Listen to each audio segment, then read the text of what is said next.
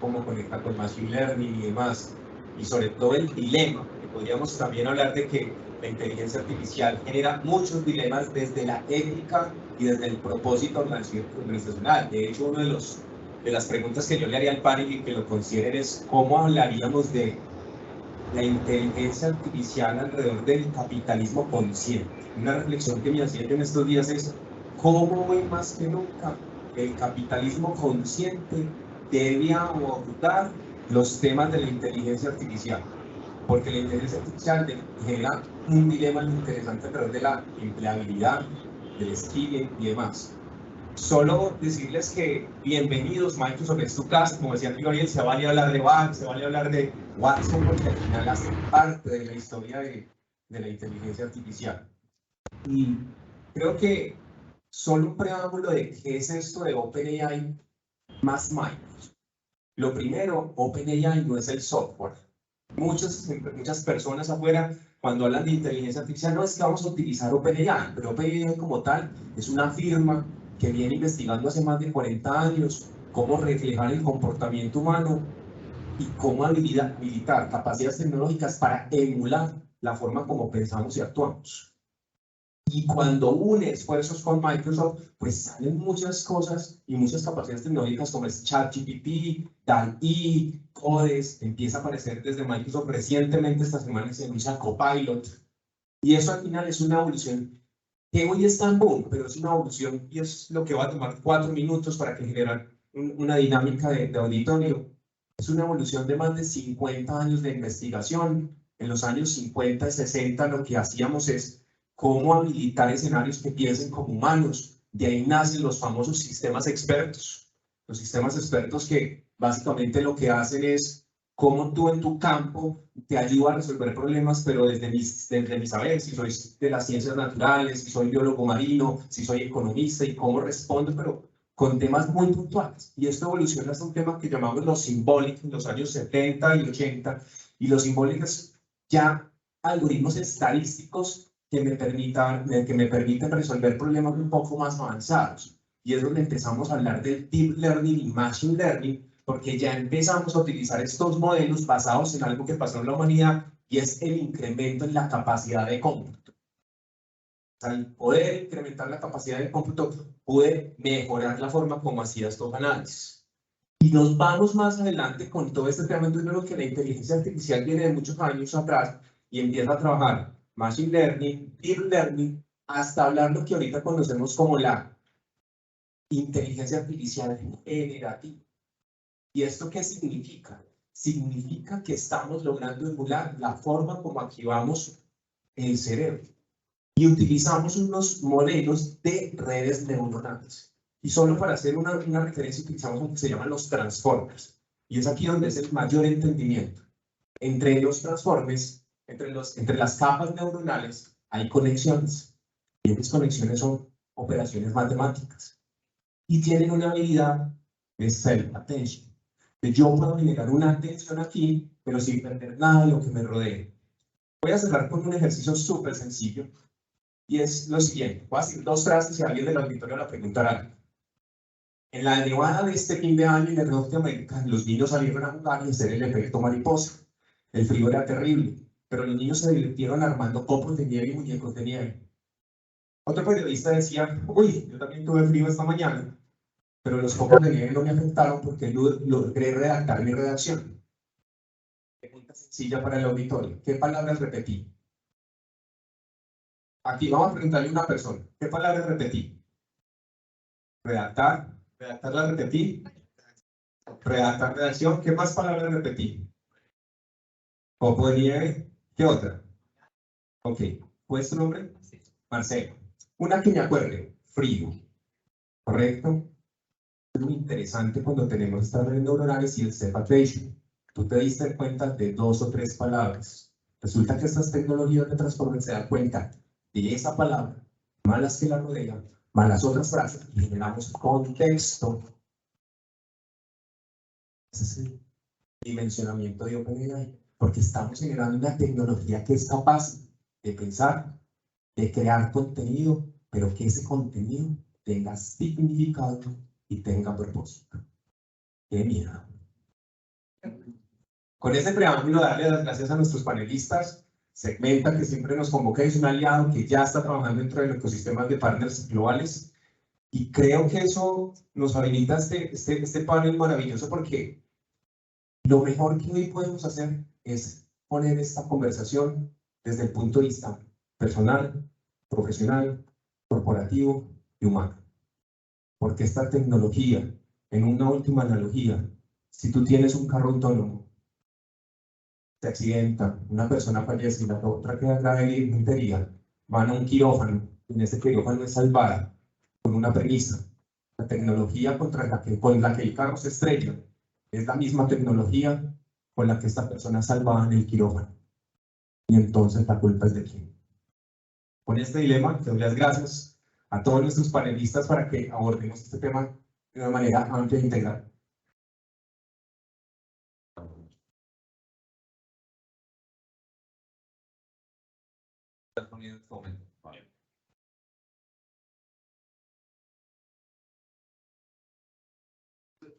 Bueno, muchas gracias a la comunidad por invitarnos y por organizar este tipo de eventos.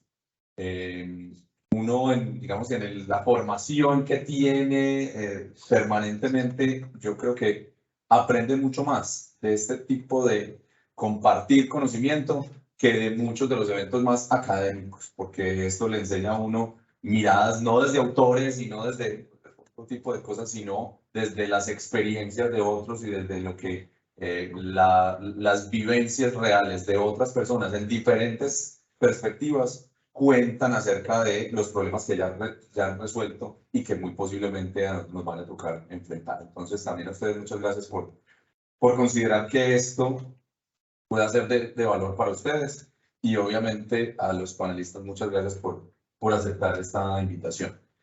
Lo primero es que rápidamente, bueno, lo primero es las reglas del juego. Tenemos poco tiempo, entonces yo intentaré cortarlos a los 3-4 minutos.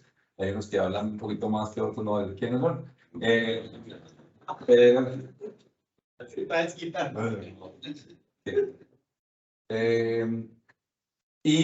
Les voy a pedir que, aunque ya todos ustedes vieron la pieza de presentación del evento, les voy a pedir que se presenten como ustedes les gustaría que los reconocieran. Cada uno, si quieren, empecemos por Gabriel. Por la logística, hagámoslo de manera lineal para que nos quede fácil poner el micrófono. Bueno, gracias Fede, gracias Caliche por la invitación y a todas las personas que están acá.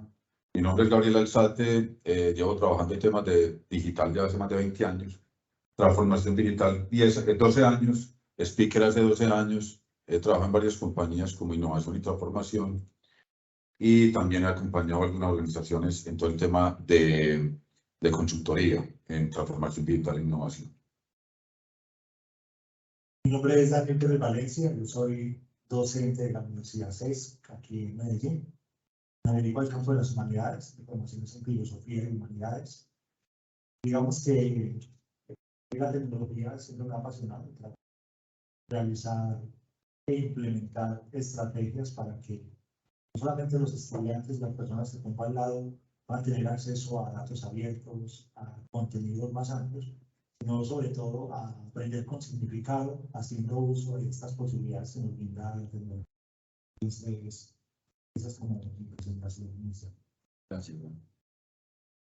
Hola, yo soy Lina Ceballos, soy directora de mercadeo de Castor y soy filósofa y periodista. Desde más o menos hace 15 años que trabajo con tecnología, como cofundadora de diferentes startups y también muy enfocada como en crecimiento, pero también a la vez de hacer reflexiones alrededor de todas estas transformaciones pues, que van pasando, reflexiones de tanto lo que implica para una empresa, pero también en la vida pues, del ser humano, muy enfocado pues como Daniel desde la academia, qué puede aportar la academia como a todos estos nuevos cambios.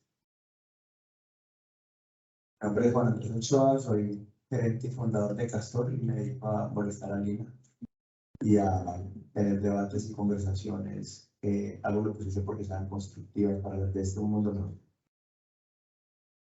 Bueno, buenas tardes para todos. Sergio Jaramillo, soy un artista, utilizo sensores para producir arte y la inteligencia artificial me ayuda, es como a producir estos contenidos, a generar todas las estructuras y ahorrarme un montón de tiempo tener que escribir y escribir códigos para utilizar. Me interesan las instalaciones interactivas a través del arte, pintura, música, danza, y un entusiasta por completo de todos los avances tecnológicos.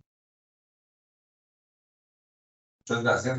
Como ven, tenemos alta diversidad en panelistas y no solamente alta amplitud de conocimientos, sino profundidad en cada uno de esos conocimientos. Entonces, nos vamos a divertir mucho acá. Esta pues como medio loco, cuenta, si me de medio lado. No es por vanidad, no es que no sea mi mejor ángulo.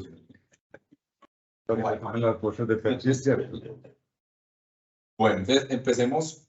Digamos que aquí le vamos a dar una mirada, y Juan Carlos lo presentaba de manera muy saborizada a este tema, y es cómo le ponemos un picante tecnológico, un picante de negocios, pero un picante también ético y humano. Y entonces, como ven, aquí tenemos sustancia para todo esto. Yo voy a empezar por Gabriel, para preguntarle, por favor, cortito, para preguntarte, ¿qué implicaciones tiene ahora en los modelos de negocio, que es lo que más automáticamente vemos en la inteligencia artificial?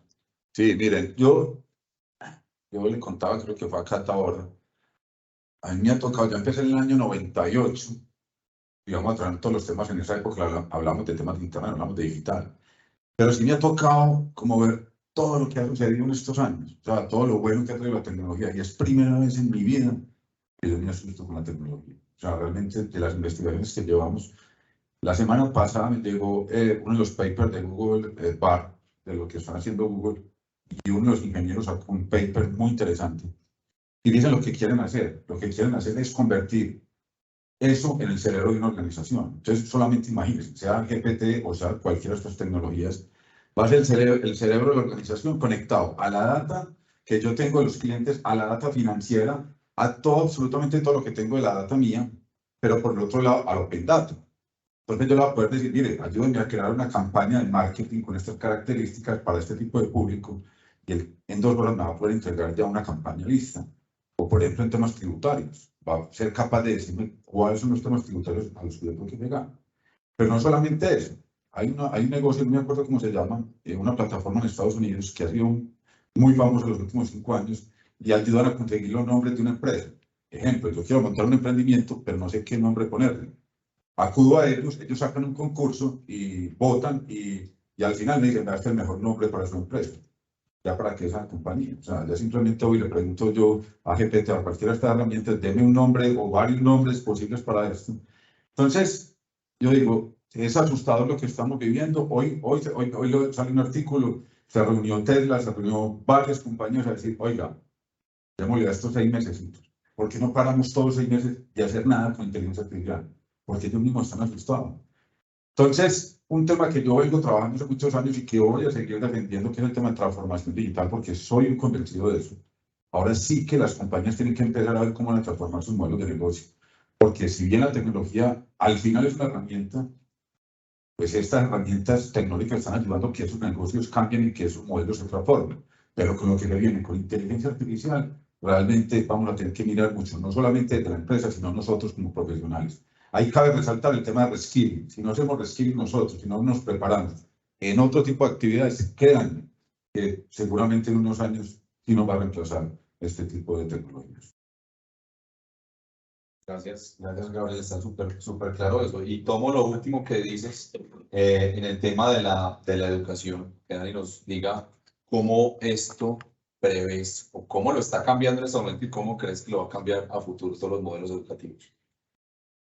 Bueno, me parece que el primer cambio a nivel educativo está relacionado con este y es, vamos a pasar de una educación donde los docentes se tienen que centrar en los contenidos a centrarnos en algo que es más importante en la educación, en el aprendizaje. Es decir, si yo tengo, por ejemplo, un asistente de aprendizaje, llámelo estilo ChatGPT, o un asistente que puede identificar, por ejemplo, los procesos y las maneras como las personas aprenden, entonces el apoyo del docente está enfocado en la manera como el estudiante contextualiza y aprende esa información. Entonces me parece que aquí hay un cambio muy interesante. No es una educación centrada en contenidos, los contenidos siempre son variables.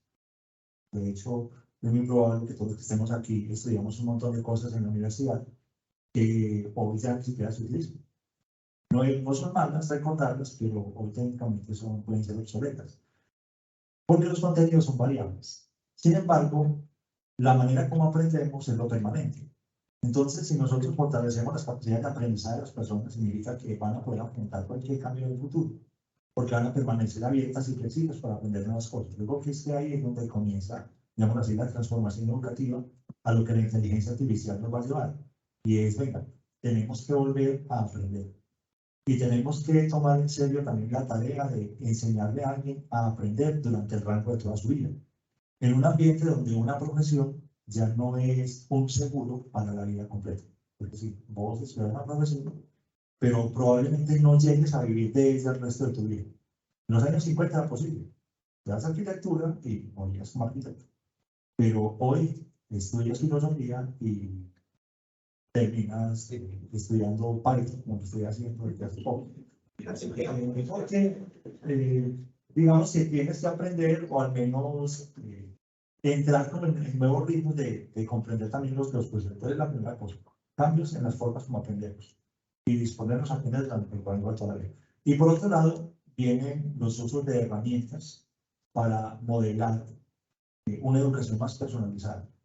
Las instituciones piensan un currículo para 100, para 1000, para 1000 personas, para los que estén dentro de una cohorte.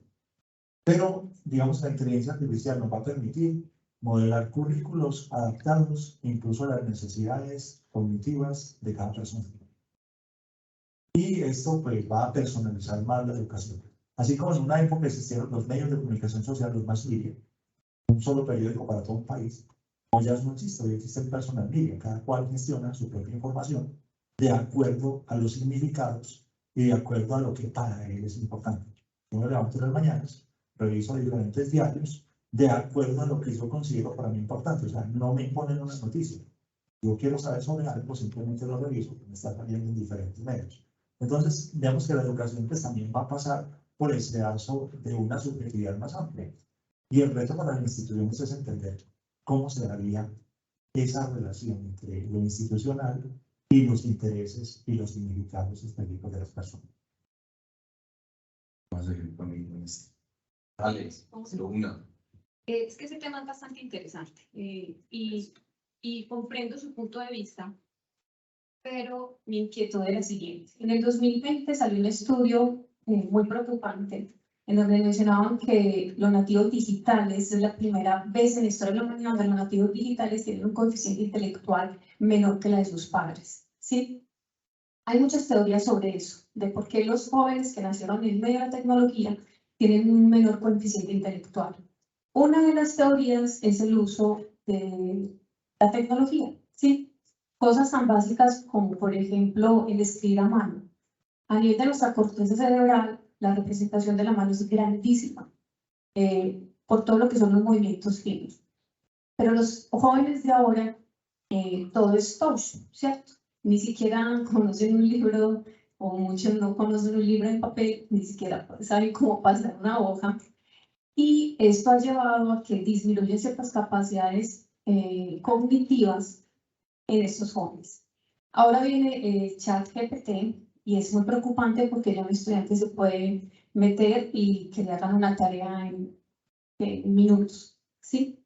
Entonces, es verdad que los contenidos son variables y nos tenemos que enfocar en todo lo que es neuroeducación, pero entonces ahí la problemática es la siguiente: ¿cómo vamos a abordar estos jóvenes que están inmersos en la tecnología y que ellos utilizan la tecnología es para que les facilite la vida, pero está yendo en contra de su evolución desde la parte cognitiva? Sí, entonces eso es lo que yo creo que nos preocupa mucho en este momento.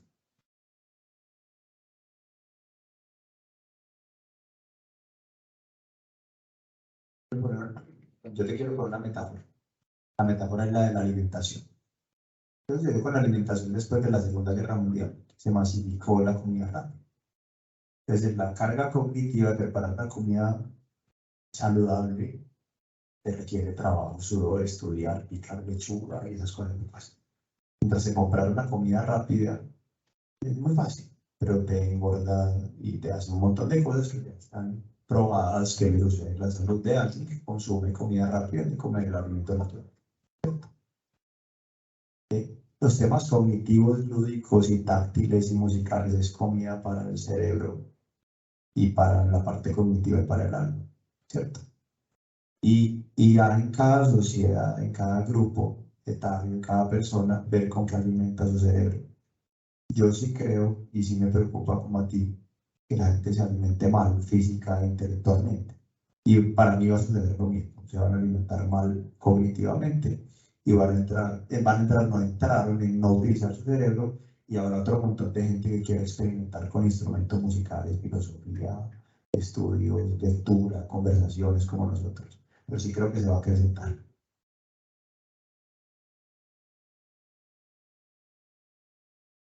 Yo comparto la preocupación. Yo soy profesor de escritura. Es bastante que hayan Hace 15 días hice mi último curso de escritura en posgrados. Bueno, mi más reciente curso. Trabajamos algunas aproximaciones a escribir con apoyo de inteligencia artificial. Pero aquí hay una cuestión, es la escritura no es un contenido, la escritura es una técnica. Y la mayor parte de la población mundial no domina la técnica de la escritura. Es decir, una persona puede pasar el rango de toda su vida sin escribir una página. No es que hoy los estudiantes escriban menos que antes. De pronto es que hoy se evidencia más que en el proceso no hemos sido escritores más dedicados. Entonces la escritura es una técnica, y como técnica se puede desarrollar o se puede atrofiar. Rainer Maria Rilke, en Cartas a un joven poeta, tiene una reflexión con uno de sus estudiantes donde le dice: yo creo que hay que pasar como usted, le dice el estudiante a Rilke, y él le dice: lo primero que usted necesita para escribir es que la escritura para usted sea un estilo de vida. Si no, no vas a ser escritor, vas a pasar como el resto de las personas que no alcanzan a escribir una página en su vida. La lectura también es una técnica, sobre todo la lectura diferencial y la lectura crítica, porque la textual, pues en general todos la dominan. Leen un al bus, leen un titular de periódico, pero digamos que aquí es donde viene la cuestión, y es: si hay un cambio cognitivo, en el sentido de que la inteligencia de la modernidad es una inteligencia profunda, se toma un elemento y se va hacia ese punto, pero la inteligencia actual es más dromológica, es decir, una persona hoy de pronto no tiene conocimientos tan profundos, pero tiene la capacidad de manejar un rango más amplio de información. Entonces, digamos que tiene más amplitud en el manejo de información, aunque de pronto tiene menos profundidad, sobre todo porque hoy hay más rango informacional que hace 50 o 60 años. Entonces, yo creo que ahí es donde aprender a aprender es fundamental. Si yo me centro en los contenidos, pues en el fondo voy a tener problemas en qué tipo de contenido voy a transmitir.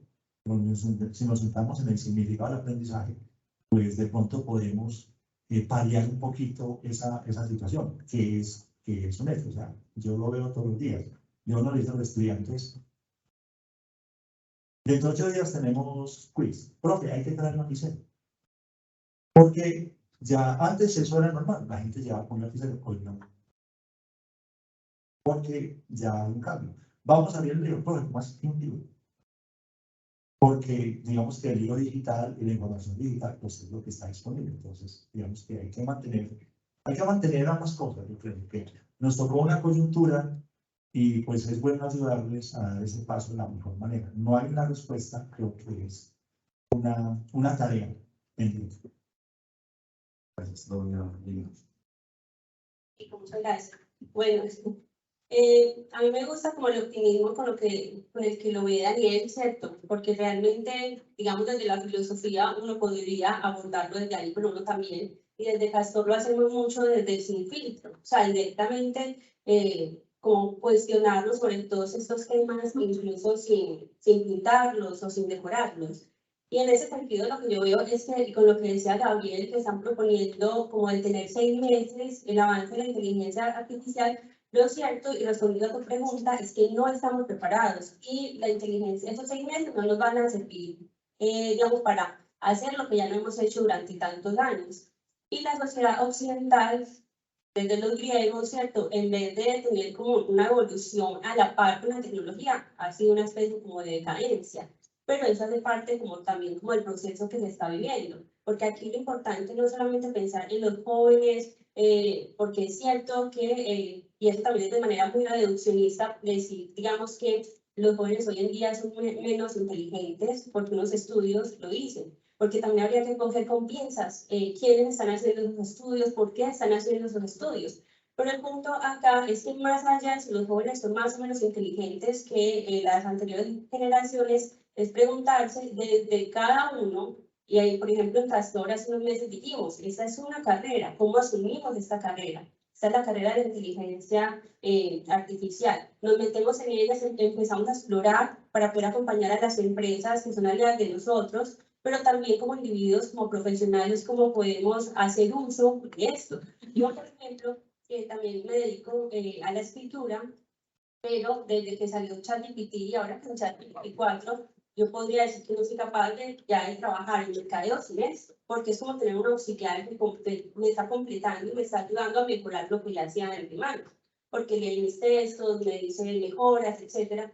Pero acá, de nuevo, de la filosofía, y hay un concepto que plantea Rancière, me parece ignorante, es la emancipación intelectual. O sea, lo que deberíamos estar haciendo a la par de buscar nuevos negocios, ¿cierto? Para no quedarnos atrás, y menos como América Latina, es también preguntarnos desde la emancipación intelectual, es decir, nosotros como individuos, ¿cómo vamos a abordar ese tema? Desde como sujetos, no iniciar en relación todavía con la sociedad, porque todavía no estamos, digamos, cerca de responder esa pregunta, porque y si nos vamos a responder esa pregunta, vamos a quedar realmente muy mal parados, porque no hay una respuesta que sea positiva.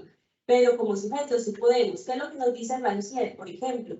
Que hay igualdad de las inteligencias. Pero la diferencia acá es que uno realmente aprende enfrentándose con los problemas, no porque alguien te diga. Incluso dice que el mejor maestro es el ignorante. Acá va a ser el problema. Si adoptamos la inteligencia artificial en la educación, ¿qué va a pasar con los jóvenes? Van a creer, como ya la mayoría creemos, que los que tienen la razón es, por ejemplo, ChatGPT. Sí, nos puede acompañar, pero no podemos utilizarla sin cuestionarla, porque uno realmente aprende cuando le toca a uno mismo enfrentarse con el problema, y no para que tengan contenido ni soluciones. Entonces, realmente la educación sigue, y incluso es por fuera de la inteligencia artificial, pero sí hay que aprender a utilizarla, no prohibirla como están haciendo ciertas empresas.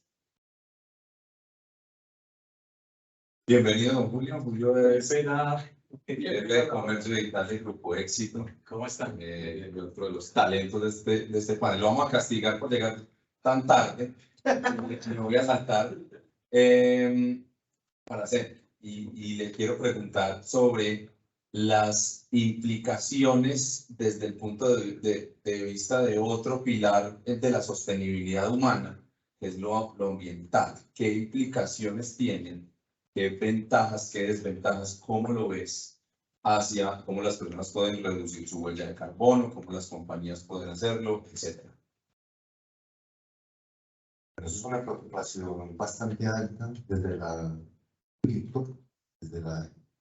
lanzamiento de las cadenas de bloque y es el poder computacional. Eso pues ha sido una preocupación, la huella de carbono, la extracción de minerales para los microchips, para los elementos que almacenan la información, pues ¿qué les toca a las compañías? Adecuar sus procesos mediante estas evoluciones. A ver, ya ahorita la capacidad computacional es tan alta. Ella es Square, entonces ya le dije que pregunte, y ella cree que es el 3%. 800 pesos. 800 pesos, pero ella ya puso que ya tiene el Square, entonces... Vale.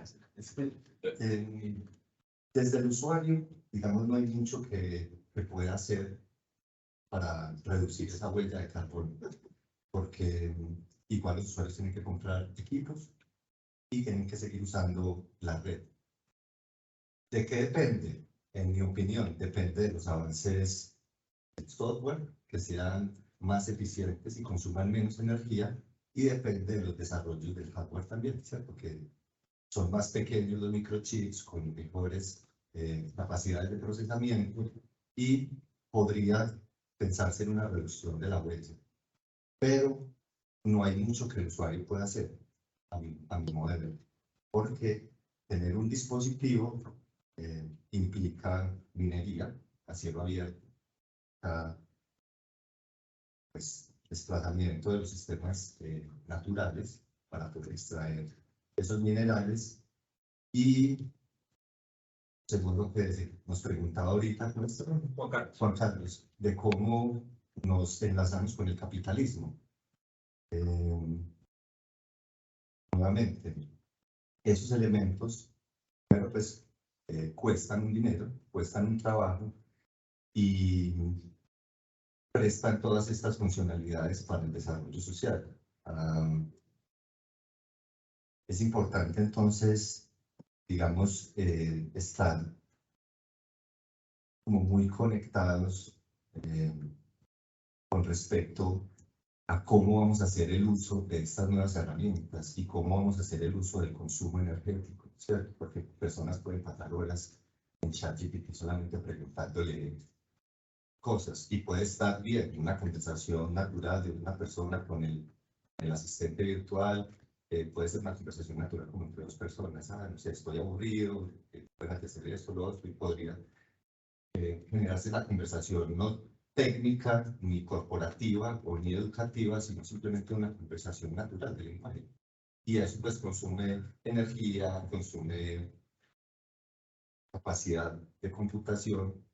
Entonces, por ese lado no creo que haya mucho, a mi modo de ver, que el usuario pueda hacer mucho, no. Está muy ligado al desarrollo de software, que los programas sean mucho más eficientes y que el hardware también lo sea, ¿cierto? Entonces, ahora, como decía, Si te interpreto bien, entonces esto va a tener un resultado ambiental negativo entonces para la humanidad. pues ya lo tiene, ya lo tiene, ya lo tiene. De hecho, lo hemos visto con las baterías AAA, AA, eso es un avance tecnológico para nosotros cargar energía en el bolsillo y poder dar vida a nuestros dispositivos, pero una vez la batería se acaba, ahí queda, ¿cierto? No es recargable, la pila queda ahí y el reciclaje de esos procesos no son muy pulidos, la verdad, las baterías quedan en las basuras, quedan por ahí olvidadas. Entonces, ya el detrimento, digamos, ambiental está. Depende de las sociedades cómo abordan, entonces, esa producción. Una compañía como Samsung puede lanzar cuántos dispositivos al año. Una compañía como Apple, cuántos dispositivos puede lanzar al año. Y en vía del consumo de toda esta publicidad que nos bombardea, pues todos queremos tener el último computador, el último celular, la tableta, entonces un montón de dispositivos que Muy amor. va a ser muy difícil. Va a ser muy difícil que haya posibilidades de intervenir en ese campo. La misma criptomoneda. Sí.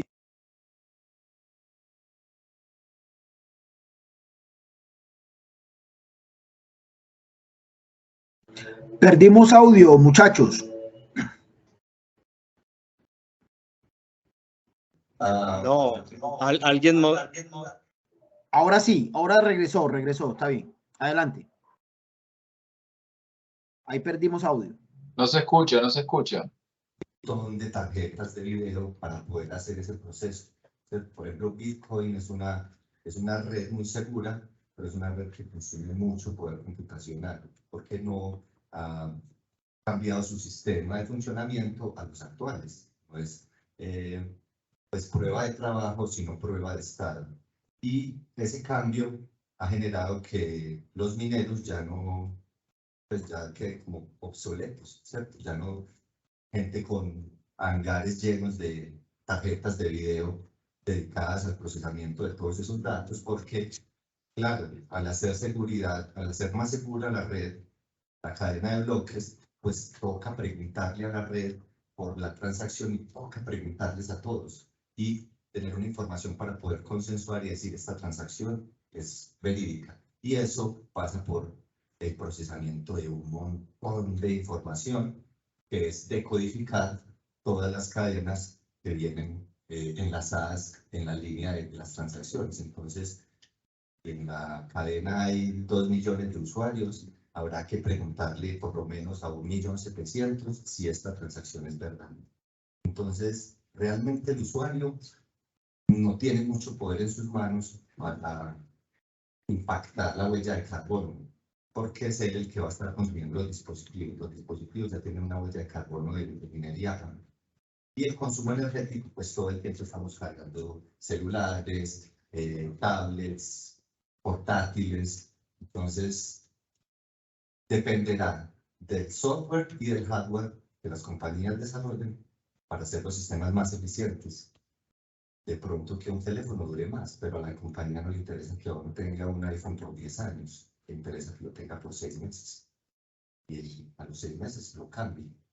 Entonces, ¿qué puede hacer el usuario cuando lo bombardean con toda esa información y quiere el último dispositivo? Va a cambiar. Entonces, el usuario no va a tener como mucho entre sus manos para poder reducir la huella de carbono, a no ser que limite su consumo energético, que sus consultas sean muy precisas, que nunca cambie de teléfono sino hasta que se le dañe. Y reducir el consumo obligaría a las compañías, pues, a cambiar su modelo de producción, ¿cierto? Cosa que está un poquito lejos. Gracias. Me dicen que José Luis tiene... Hay un micrófono abierto que está generando el feedback. Hola muchachos, ¿cómo están?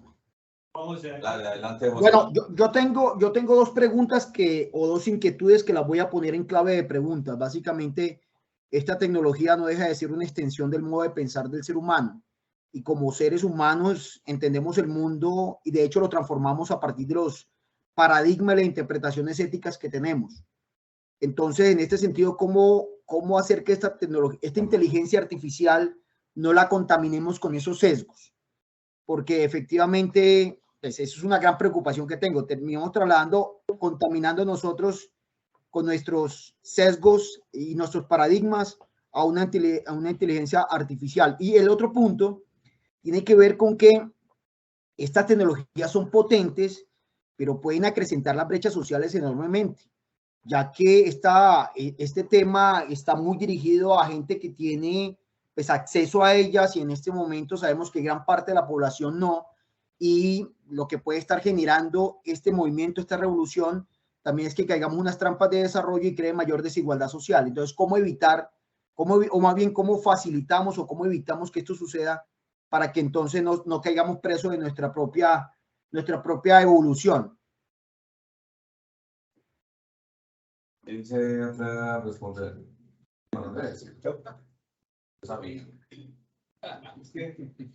A mí me voló la cabeza hace como 4 años que leí algo de un escritor canario en las Islas Canarias, español. Se me quedó grabado para toda la vida. El tipo decía, soy subjetivo porque soy un sujeto. Para ser objetivo debería ser un objeto y yo soy un sujeto. Los seres humanos somos subjetivos. Punto. Y eso es propio del ser. Depende de con quién hayamos crecido, depende de nuestra formación. Tenemos un punto de vista con el que nos criamos. Entonces, el rollo no es que sean subjetivos, sino que sean basados en datos lo que haga y hay otra cosa. Yo me he leído 100 años de soledad 1 o 2 veces. Cuando era adolescente, era una obra y hoy que la leo es otra obra. Entonces, el subjetivo no es malo, depende de cómo lo interprete de su momento de vida, ¿cierto? Lo que sí es cierto es que hay detrás de esa inteligencia, entre comillas, artificial, y que sesgos me da, que es lo mismo que dan de las burbujas o techos de cristal de cada uno. Y en cada uno, ¿cómo se pregunta? Ahí ven, esto que me estás diciendo aquí, ¿contra qué lo cotejo? Pero es lo mismo sesgos que me han dado desde los españoles o los ingleses o los partidos políticos. Siempre hay sesgos, está en nosotros educarnos y ayudar a los demás a que vean en que hay que cuestionar el sesgo también. Quiero decir 2 cosas. Uno es que La inteligencia artificial es una tecnología convergente. ¿Qué significa convergente? Que es de interés de muchas áreas de la vida cotidiana. Si nos vamos hacia una inteligencia artificial, allí nos encontramos con el ejército en el Pentágono, pero también nos encontramos con el ejército popular de China, nos encontramos con nos encontramos con médicos. Es un espacio donde nos estamos encontrando con un montón de gente que tiene intereses para sus propios medios. Y aquí es donde viene una particularidad. No es una herramienta en sí lo que es mala. La tecnología siempre será ambivalente. Es la cualificación más del que la usa lo que es importante. Es decir, la ambivalencia siempre está presente. Eso es lo propio del objeto técnico. El que tenemos que tener la cualificación moral de los que la usan. Y ahí es donde, por ejemplo, entra el rango de la ética. Toda tecnología, independiente para lo que se ha creado, siempre depende de que la va a utilizar. Entonces, ese es un elemento que es bueno tener presente. La inteligencia artificial es mala, no. ¿Cuál es el problema? Que se alimenta con los datos que hay en la red abiertos y a los que tienen acceso, y entre ellos está la mentira, está el odio, están los sesgos raciales, están los sesgos de género, pero también se alimenta de lo que publican los premios Nobel, de lo que publicamos en física, en química, en matemáticas, en emocional. ¿Y cuál sería el reto? Que las redes neuronales puedan identificar dónde hay un sesgo y dónde no. Y haciendo una referencia al tema del capitalismo. La cuestión sería ¿podríamos programar la inteligencia artificial para que identifique la desigualdad y la corrija? No con una decisión ética de la inteligencia artificial, porque no hay un yo detrás de una inteligencia artificial. Si es un yo detrás de la inteligencia artificial, estaríamos hablando aquí de una singularidad y el debate sería qué derecho le vamos a dar a esa inteligencia para no vulnerarlo. Pero mientras tanto, yo creo que ahí es donde está el error, lo que dice Elon Musk y todo este grupo que firma la carta para detener el proceso de la inteligencia artificial, es, venga, criterio de precaución. La inteligencia artificial se alimenta de lo mejor de la humanidad, pero no es de lo peor de la humanidad. Entonces, ¿cómo vamos a generar gobernanza en torno a ese concepto? A propósito del capitalismo,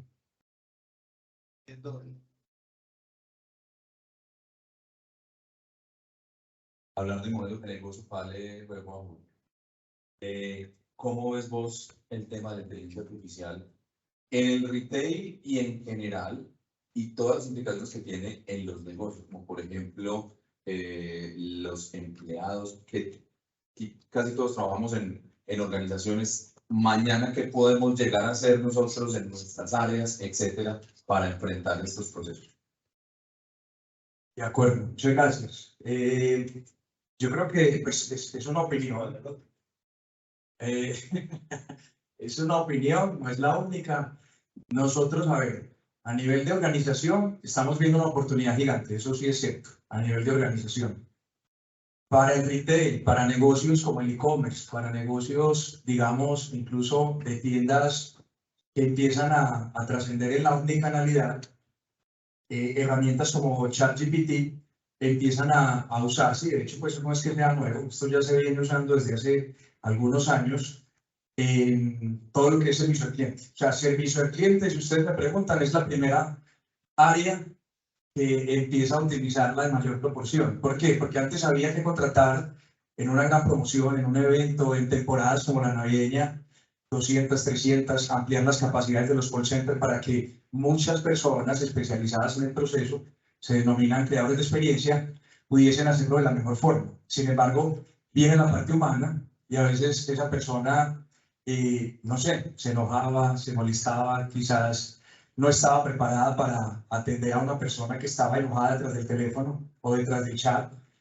Y la inteligencia artificial empieza a trabajar todo lo que es el marketing de sentimientos. Entonces, ya nosotros, por ejemplo, nos hemos sentado con algunas compañías que trabajan con WhatsApp y con otras tecnologías para canalizar, digamos, todos esos procesos en los cuales la herramienta nos va a ayudar a entender en qué momento debemos de atender de manera distinta a un cliente porque está mostrando unas emociones diferentes. Ahí la inteligencia artificial uno va, ¿cierto? ¿En dónde más estamos viendo esas oportunidades en el retail? La cadena de abastecimiento es un proceso muy complejo. Desde que el producto es fabricado hasta que el producto llega a la góndola o posiblemente es visto en una página web, en una aplicación y es entregado a la casa del cliente. ¿Cuál es uno de los motivos o mayores motivos de cancelaciones de pedidos muchas veces en un retail? Que el producto se agotó o se sobrevendió. Entonces la inteligencia artificial va a ser un mecanismo muy importante para el desarrollo de procesos logísticos, de transporte y de inventario, ¿cierto? Las herramientas que hoy existen ya utilizan una parte de esa inteligencia artificial, pero la idea es llevarla a otros niveles, donde un cliente, estoy adelantándome un poco, un cliente llega a una tienda y muchas veces el producto no está en la góndola, pero el producto a través del uso de herramientas como la inteligencia artificial puede validar en qué otras tiendas está. Hoy le toca preguntarle a un asesor, el asesor ir a buscar una pantalla, validar si lo tiene X o Y dependencia, si está en otra ciudad. Lo importante es que la inteligencia nos permita que incluso el cliente cuando llega a un sitio web o a una aplicación pueda decir, vea, yo necesito el producto más económico de todos los que hay. Recuerde que una cosa es tener una tienda online con 10.000 productos, otra cosa es tener una tienda como la de Amazon con más de 10 millones de productos. Son dos tiendas muy diferentes. Ahí la inteligencia artificial va a ayudarte incluso a gestionar el proceso en tu compra digital. Y hacia allá nosotros queremos ir. No sé si respondo a esa inquietud.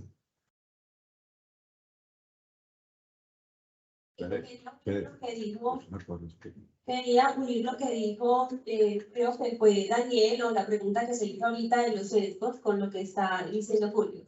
Y es, realmente va a ser muy complejo que nosotros en América Latina tengamos la posibilidad de crear la inteligencia artificial como tal. O sea, así como tampoco hemos creado un lenguaje de programación, y eso fue una idea que me dio Juan en estos días que conversamos. Pero el punto es, nosotros sí podemos usarlo. Entonces, el sesgo, digamos, el hecho de que sean unos pocos líderes los que vayan al final a tomar las decisiones de qué información va a alimentar la inteligencia artificial, se podría solucionar en la medida que pasa con el ser humano. O sea, que haya gran diversidad de inteligencias artificiales con diferentes tipos de información. En este momento no es así. Como tampoco pasa en el caso de la farmacéutica. O sea, es un grupo de personas que tienen ese control, eso es lo complejo. Pero la pregunta aquí es, hay un montón de oportunidades, tanto, digamos, para los profesionales que estamos acá, obviamente otras personas que quedan por fuera, o sea, ahí habría que preguntarse cómo podemos manejar ese tema mesuradamente, con valores, compartiendo el conocimiento. Estos foros sirven, digamos, para establecer esas cuestiones y decir, bueno, cuál es el papel de cada uno. Pero en el caso de lo que dice Julio, hay tantas oportunidades en este momento que uno puede decir, ya por ejemplo el marketing digital cambió completamente. Lo que yo hacía, a mí me redujo un 30% y es mi experiencia de varios meses con ChatGPT y ahora con ChatGPT. Me redujo mi trabajo. Y no quiere decir que lo que hacemos simplemente lo que me comparte ChatGPT, no, pero yo lo que hago es un trabajo de curaduría de conocimiento. Y eso es lo que tiene que hacer una persona que sea experta en el área. Es como tener un asistente virtual, ¿cierto? Tú le dices, créame un correo de esto, también Edwin que hace parte del laboratorio de inteligencia artificial que tenemos en Castor, nosotros escribimos varios artículos sobre los experimentos que estamos teniendo. Tú le dices, créame un correo, te lo va a crear, lo va a hacer mejor que lo que tú lo haces. Incluso mejor que, por ejemplo, yo que llevo muchos años en la escritura de contenido, incluso mejor que Daniel. ¿Por qué? Porque está recopilando un montón de información a partir de la data que tú le das y te lo va a redactar perfectamente, porque no va a cometer errores humanos. Y ahí es lo complejo, que estas oportunidades sí va a ser para un nicho de personas y empresas. Porque lo que dice Julio, en los chatbots, ¿qué pasa? Se cometen errores humanos como que no te atienden bien. O, por ejemplo, yo en estos días estaba comprando un almuerzo, me atendieron súper mal y yo le decía a la persona con la que estaba, si me atendiera una inteligencia artificial y hubiese el mismo producto, producto vendido por inteligencia artificial o robots, o productos vendidos por humanos. Yo sinceramente me iría a que me atendiera la inteligencia artificial porque va a haber menos errores y voy a estar más segura de que lo que me voy a comer es tal cual, ¿cierto? Obviamente, eso también tiene un montón de riesgos de como les decía, de cómo se alimenta la información, del uso que le damos, de la responsabilidad que tenemos en este momento, porque el momento que estamos viviendo ahora es algo histórico. Por mi parte, digamos, yo me siento muy contenta de estar en este momento porque puede ser algo catastrófico, lo vamos a ver, o puede realmente transformar la sociedad en la que estamos viviendo, que igual tiene muchas desigualdades. Acuérdense que hay café, agua, todas esas cosas por allá. Bueno. No le nos toman todas las especialidades para A ver si Caliche dejó algo. Preguntar si Caliche dejó algo, alguna galleta. Ah, vea, no pues ni hablaron. Hay algo que a mí me genera cierta inquietud, ¿cierto? Y es que si nos vamos, por ejemplo, a los celulares, hace unos 10, 12 años, no nos imaginábamos en ese momento que íbamos a poder hacer una compra a través de estos aparatos, comunicarnos, vernos con otra persona que está al otro lado del mundo, ¿cierto? Y nos emocionábamos cuando prendíamos la linterna del 1100, que porque tenía linterna, ¿cierto? Y creo que esa es la etapa en la que está actualmente la inteligencia artificial, ¿cierto? Que apenas nos estamos emocionando porque nos redactó un correo o porque nos ayudó con un asistente virtual. Ahí, ¿cuál es la duda y cuál es la inquietud? A futuro, ¿qué va a pasar con esa tecnología? Va a tener una repercusión impresionante en los trabajos, yo creo que el 90% de la población, ¿cierto? Porque va a ser capaz de reemplazar un montón de cosas. Si hoy hace lo que hace en 5 o 10 minutos y cada vez que va pasando el tiempo, en enero me acuerdo que las fotos que generaban se veían raras, los dedos se duplicaban, se triplicaban. Hoy ya las manos salen perfectas. La semana pasada o esta semana, no me acuerdo, vi una foto del Papa con un traje que yo dije, escucha, es la foto del Papa. El Papa sí salió así. Después vi otras imágenes y yo, no, es la inteligencia artificial. Entonces, ¿cuál es la duda puntualmente? ¿Cuáles son esas profesiones del futuro? Porque es que a cómo va la inteligencia artificial, va a llegar un momento que la organización va a ser completamente automática, desde el momento de la toma de decisiones estratégicas hasta la operatividad, donde va a confeccionar, va a elaborar, va a pensar, va a crear y va a reemplazar realmente a un montón de personas. ¿Hacia dónde vamos y cuáles son los límites que le deberíamos poner a estas inteligencias? Porque el día de mañana puede que se revelen, o sea, puede ser muy apocalíptico, ¿cierto? Y muy ciencia ficción, pero puede pasar que ya al ser capaces de crear una, no sé, una máquina, ya tengan un espacio físico. ¿Qué va a pasar con esa inteligencia artificial? ¿Cuáles son los límites y cuáles son las profesiones a futuro que vamos a tener nosotros? ¿Cuál es tu nombre? Juan Igual. ¿De dónde venís? Trabajo con Cheviñón. Cheviñón. Si me permite, le voy a dar la oportunidad de responder a Gabriel esa pregunta Pero no, ¿cómo convergen? no más de 8 minutos. No más de 2 minutos. Antes no puedo.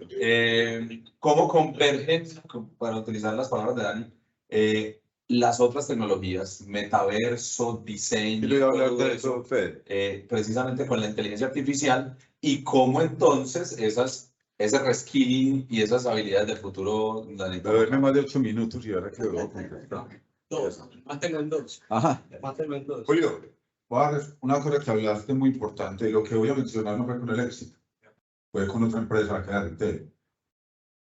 Porque me preocupa mucho que las empresas salen metaverso y todas desde la presidencia hablan de metaverso. Ahorita con ChatGPT, todas hablan de GPT. Y les voy a contar, estamos para mí en el avance más grande de la transformación digital, deberíamos estar. Miren lo que me pasó. Entré a un retail, a la parte, a su comercio electrónico, a comprar una tarjeta de regalo de Spotify. Entré y compré la tarjeta. En 2 horas me debía llegar el código. Nunca me llegó, eso fue por la noche. Al otro día llamé a la línea de atención que aparecía abajo en el comercio electrónico. Llamé, me contestó la máquina, me pidió la cédula. Le di la cédula, me parece normal, pues, a ver quién soy yo. Y ahí me dijeron qué opción quería. Me demoré más o menos 10 minutos para encontrar la opción que era que necesitaba hablar con alguien. Cuando marqué esa opción, me pidieron la cédula. Cuando me contestó la niña, me pidió la cédula y el correo. Le conté el problema. Se demoró 5 minutos y me dijo, no, esto no es con nosotros. Tiene que llamar a la línea de atención del comercio electrónico. Me da por favor el número. Llamé, me volvieron a pedir la cédula. Estábamos 5 veces que me pidieron la cédula. Me contestó la niña, me volvió a pedir la cédula. Y le dije, mire, tuve este problema Me dijo, no, pero yo no veo que usted hubiera comprado aquí algo. No, espere que de pronto sí. 10 minutos y me dijo, sí, sí compró algo, pero seguro no le llegó. Yo no, pues por eso la estoy llamando. ¿A qué voy con todo esto? Que ese comercio electrónico he estado en eventos que me han invitado. Ya ha estado el vicepresidente de tecnología diciendo, somos la compañía más transformadora que hay en este momento. Entonces yo me pregunto es, todo esto que nosotros hablamos y venimos y hablamos, ¿qué están haciendo las empresas? Entonces hay una pregunta, que el metaverso. Ya, dígame cuántas personas hablan hoy de metaverso. Yo le aseguro que si usted hoy busca las palabras de búsqueda de Google, ha bajado, puede estar en la 20ª de allá. Y ojo, el metaverso sigue estando, mejor dicho, el metaverso no ha desaparecido. Más, Meta acaba de decir, voy a volver a invertir más, porque es que el metaverso no iba a salir en 6 meses. Y el metaverso no es lo que la gente está creyendo que es un sitio web en 3D donde yo entro y con un muñequito me muevo. Eso no es metaverso. Entonces, yo siempre le digo a las empresas, ojo, analice la tecnología como una tendencia, véala como una tendencia. Usted, claro, para que le nazcan ideas, usted entienda de qué podría hacer con ellas. Y ya después vaya a su estrategia y piense. Pero de verdad, yo digo, hombre, lo que me pasó a mí puede pasar. O sea, no puede pasar. Y oiga, y eso no necesita inteligencia artificial. Necesita una buena base de datos, un sistema omnicanal, que sea multicanal y omnicanal, y listo. Entonces, yo creo que la invitación es a lo siguiente, y que es el tema que me correspondía a mí hoy en este conversatorio, y es, sí o sí, estos temas de inteligencia artificial van a empezar a cambiar los modelos de negocio. Quieran o no quieran, así va a ser. Lo primero. Lo segundo es que nosotros, vuelvo y repito, como profesionales, tenemos unos retos inmensos. Inmensos. Yo les digo de una vez, arquitectos no se necesitan. Solamente métase en un sitio que llama Arquitectus, creo que es así, de inteligencia artificial, y le puede construir una casa y le dice de una vez cuánto va a ser el costo, porque le dice cuánto cemento necesita. Entonces, empecemos a analizar que muchos de los trabajos que hoy conocemos no van a estar. Lo que pasa es que lo venimos diciendo y qué estamos haciendo, cómo nos estamos preparando, qué estamos nosotros en la compañía haciendo ese famoso reskilling para que nosotros podamos avanzar. Pero 2 puntos ahí importantes que dejo sobre la mesa es eso. Si las compañías realmente quieren empezar a hacer una transformación, no solamente es decir que existe una tecnología y que la van a aplicar. ¿Qué está pasando con los modelos de negocio? ¿Cómo esto los cambia? ¿Y qué tengo que pensar de futuro? Creo que fueron 5 minutos. Lo que te pasó en hacer como 3 compañías de comunicaciones. Por eso, usted va y los escucha y todos están en la máxima transformación digital del mundo. Vamos con pregunta de Mónica Rojas, que está virtual, después David, y después, listo. Mónica. Buenas noches. Mi pregunta es, ¿qué papel juega la parte humana, los dones, los talentos, las emociones y todo lo que nos hace sentir como humanos y que somos humanos en este proceso de la inteligencia artificial? Yo quiero que esa pregunta la respondas, porque aquí conectamos con el tema arte, entonces eso es un gran ejemplo de la expresión de los talentos humanos, para que lo conectemos con la respuesta. Bueno, pues lo primero, realmente, para conectar la pregunta anterior, y es sobre las brechas y los sesgos, la inteligencia lo único que hace es traer a flote la información que nosotros ya hemos alimentado a la red. Entonces, si hay unos sesgos de racismo, de esto, de lo otro, es porque esa es la información que nosotros hemos puesto allí. La inteligencia no se la ha inventado de nada, ni es la que produce el sesgo. En cuanto a las emociones y qué es de lo que se trata digamos, el modelo de GPT o de procesamiento natural del lenguaje, a mi modo de ver, lo que va a suceder con la creatividad, las emociones, es que vamos a poder darle un poquito más de salida con opciones.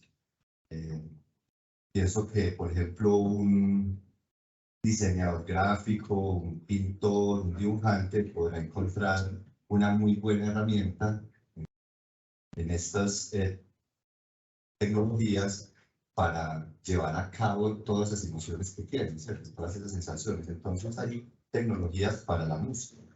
Entonces diríamos que ya no se necesitan músicos porque la inteligencia puede producir las melodías, la armonía, el ritmo. Sin embargo, no son casos muy exitosos. Pues son repeticiones, son cosas que no tienen como mucha esencia.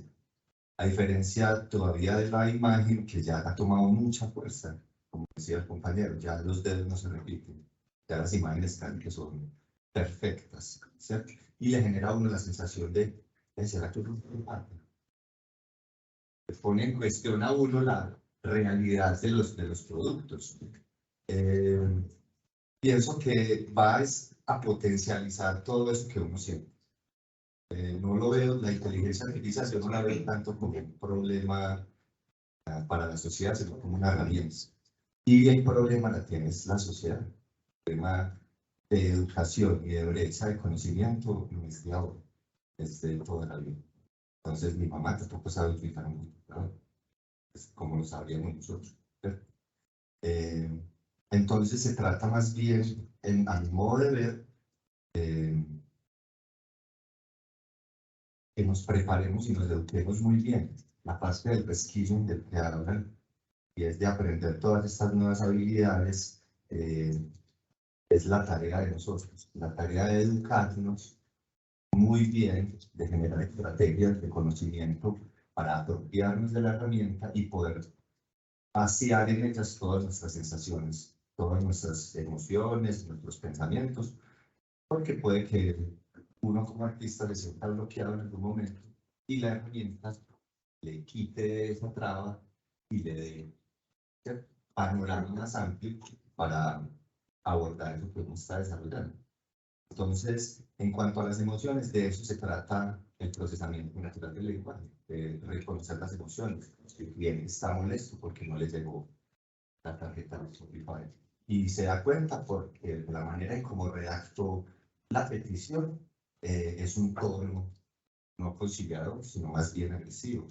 Entonces, la inteligencia va a decir, oye, que esta persona hay que tratarla de esta manera. Y como tiene acceso a toda la data, si esta persona en algún momento del proceso se perdió y a la persona no le llegó, está enojada, no se preocupe, ya mismo le ordeno que le envíen otro código. Entonces, si lo vemos como un problema para la sociedad, si es que se nos va a venir Terminator encima, si es que vamos a perder todos los empleos, conectamos nuevamente con el capitalismo, tendrá que haber una evolución de la forma de trabajar, tendrá que reducirse las horas de trabajo y por tanto disfrutar más de nuestras emociones. Entonces, no es, a mi modo de ver, un problema de la herramienta, sino de cómo está construida la sociedad en su parte de conocimiento y en su parte emocional. Saber pasando sobre las emociones. Sí. Yo quiero hablar sobre las emociones y conectar con el tema del trabajo. Ahorita decías cuáles empleos creemos que van a perdurar. Yo creo que va a perdurar. Yo he tenido terapeutas múltiples que me han servido como mucho, pero he tenido terapeutas múltiples. Y una de las maneras de los terapeutas es la escucha. No necesita estar devolviéndome algo, sino la atención que me presta cuando yo hablo. Soy claro. Una de las magias de mi esposa, aparte de tolerarme, es que es capaz de escucharme las locuras que me digo. Ese efecto espejo de alguien que recibe tus emociones no te lo va a dar la inteligencia artificial hasta donde yo lo he visto. Soy claro en la exposición. Y el otro es que la inteligencia artificial está diseñada para saber. Y los seres humanos tenemos una gran cualidad y es declararnos ignorantes en algunas ocasiones. Sé de esto, pero no sé de esto. Me declaro ignorante. Por ejemplo, yo me declaré ignorante y dejé de dormir como 18 días en enero cuando vi el discurso de Santiago Adela que dijo, la carrera acaba de comenzar, lo fue puta. 18 días sin dormir. Pero con el censura. Porque me declaré ignorante. Digo, no sé de esto, no lo entiendo. ¿Y qué va a pasar? Esa declaración de ignorancia es muy humana y creo que se tardará la inteligencia artificial en replicarse. Entonces, ahí también hay un pilón de qué podemos hacer. Y el otro, que lo diste ahorita, que lo dijo Santiago, Es, fíjate en cada industria qué copilot podría haber que tú podrías ayudar a proveerlo mediante inteligencia artificial. Porque decía Lina, estamos manejando, ojo que no te vayas por un bache. Estamos escribiendo, mira, escribe mejor. Estamos atendiendo a un cliente, mira, atiéndelo así. Estamos haciendo proyecciones financieras, ten en cuenta eso. Ese diseño de copilots puede estar al alcance de nuestras compañías. Si nosotros diseñamos copilots internos o diseñamos copilots para los demás, es un filón gigantesco de la industria que lo viene. Sí, voy a decir algo con relación a eso, que es en filosofía de un concepto que se llama lo auténtico. La inteligencia artificial, por más que logre la singularidad, no va a llegar a lo auténtico. Lo auténtico, digamos, es aquello del ser humano que se acerca a lo abierto sería como el misterio, aquello que no tiene respuesta, no es racional. Por lo tanto, ahí es donde, digamos, incluso con la inteligencia artificial, hasta sería el tiempo idílico de los artistas y donde todos los seres humanos podríamos hacer de nuestra vida una obra de arte, si logramos regularla bien, etcétera, todo lo que hemos hablado. Entonces, el tiempo de ocio no va a ser solamente para algunas personas. Y ahí es donde entran otros temas como la renta básica y un montón de otras regulaciones. Habría que mirar realmente cómo se maneja todo esto. Pero, por ejemplo, dicen, ChatGPT hace poesía. No, no hace poesía. No va a lograr hacer poesía. Puede intentar, yo le he dicho, por ejemplo, le dije, escribe como García Márquez esto. Todo uno lo puede poner, por ejemplo, a ChatGPT. Yo le dije, habla como el presidente de Colombia y dime por qué no ha funcionado tal cosa. Bueno, pero lo mencionó como Duque porque todavía no están actualizadas. Pero el punto es que uno puede diferenciar lo que es verdad o no con las inteligencias artificiales. Pero sí hay una, no sé, depende de cómo lo que estamos hablando y cómo lo abordemos. O sea, en este momento todo es incertidumbre con relación a eso. Como estamos tirando los dados, no sabemos qué cara va a caer. Varias preguntas. Bueno, muchas gracias por aquí, David Acevedo. Yo tengo 3 preguntitas cortas. La primera es, ahorita hablan del miedo. Y yo quería preguntarle si, pues esta conversación es muy filosófica y normalmente a los humanos nos da miedo porque es desconocido y viene del desconocimiento. Entonces, quería preguntarles esto. ¿Y lo que nos da miedo es porque es desconocido o porque no sabemos quién hay detrás o porque no podemos ser capaces de imaginar capas de cosas? Esa es la primera. La segunda es que conecto lo que ahorita decía, ¿cómo te llamas? Compañera de Seguimiento. Hoy somos más, tenemos menos IQ según el resultado pues, que nos exponías, pero ahorita lo que decías, yo veo a mi hija y yo veo que ella tiene las cualidades que yo no tengo para manejar un celular, por ejemplo. Y mi mamá sabía coser, pero yo medio lo hago y seguramente mi hija no lo va a saber hacer. Entonces las inteligencias van cambiando y yo lo hago es con que, entonces, ¿cómo nos imaginamos los trabajos del futuro? Si las inteligencias cambian, pero la educación no ha cambiado en 50 años y los modelos son completamente obsoletos. ¿Cómo se van a tener que repensar las instituciones educativas que hoy existen como universidades cuando estas herramientas te permiten avanzar? Entonces, muy rápidamente. Y la última es poner un ejemplo de que una inteligencia artificial podría ser el presidente de una gran compañía, pero yo quería preguntarles si ustedes han leído algo sobre si esas inteligencias artificiales podrían ser los presidentes de países y crear las leyes, porque ahí sacamos lo subjetivo que ahorita decía Juan y metemos lo objetivo que debería ser cuando manejas una gran masa de personas. Entonces, ahí les dejo esas 3 preguntitas. Hagamos la 4ª pregunta. Cuando traguemos aquí.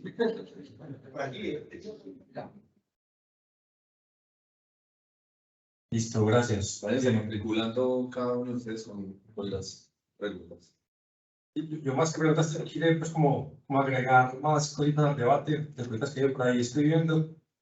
Y pues lo primero que me gustaría como hablar de este tema de inteligencia artificial es como, hay veces como que cuando hablamos sobre inteligencia artificial o preguntan sobre inteligencia artificial o uno consulta sobre inteligencia artificial, ¿qué es lo que pasa por la cabeza de uno cuando piensa en inteligencia artificial?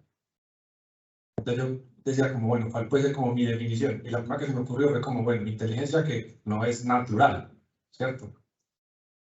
Y ya cuando uno empieza a buscar como las definiciones un poquito más técnicas de las personas que hablan esta tecnología, ellos como que llegan y lo dividen como en 3 grandes tipos de inteligencias artificiales.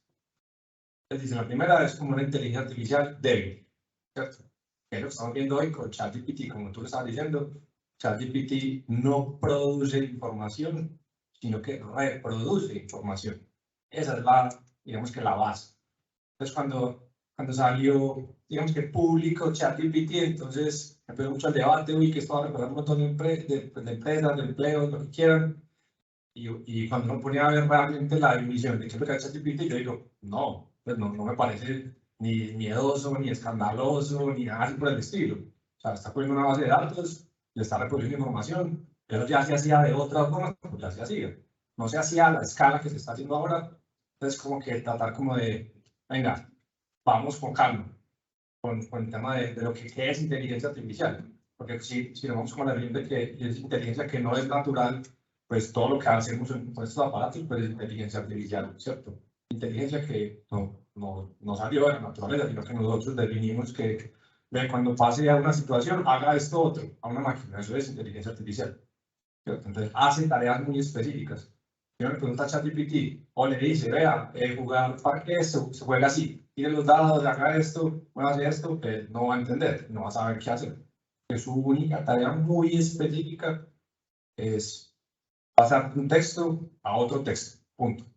Luego está como la inteligencia artificial general, donde entonces yo creo que, y creo que los expertos que saben de inteligencia artificial dicen que todavía estamos lejos de eso, es que realmente haya una entidad que sea capaz de aprender a hacer de forma lógica lo que nosotros como humanos somos capaces de hacer. Pues como sería como la inteligencia artificial general, que pueda aprender cualquier cosa, hacer cualquier cosa, pero todavía estamos muy lejos.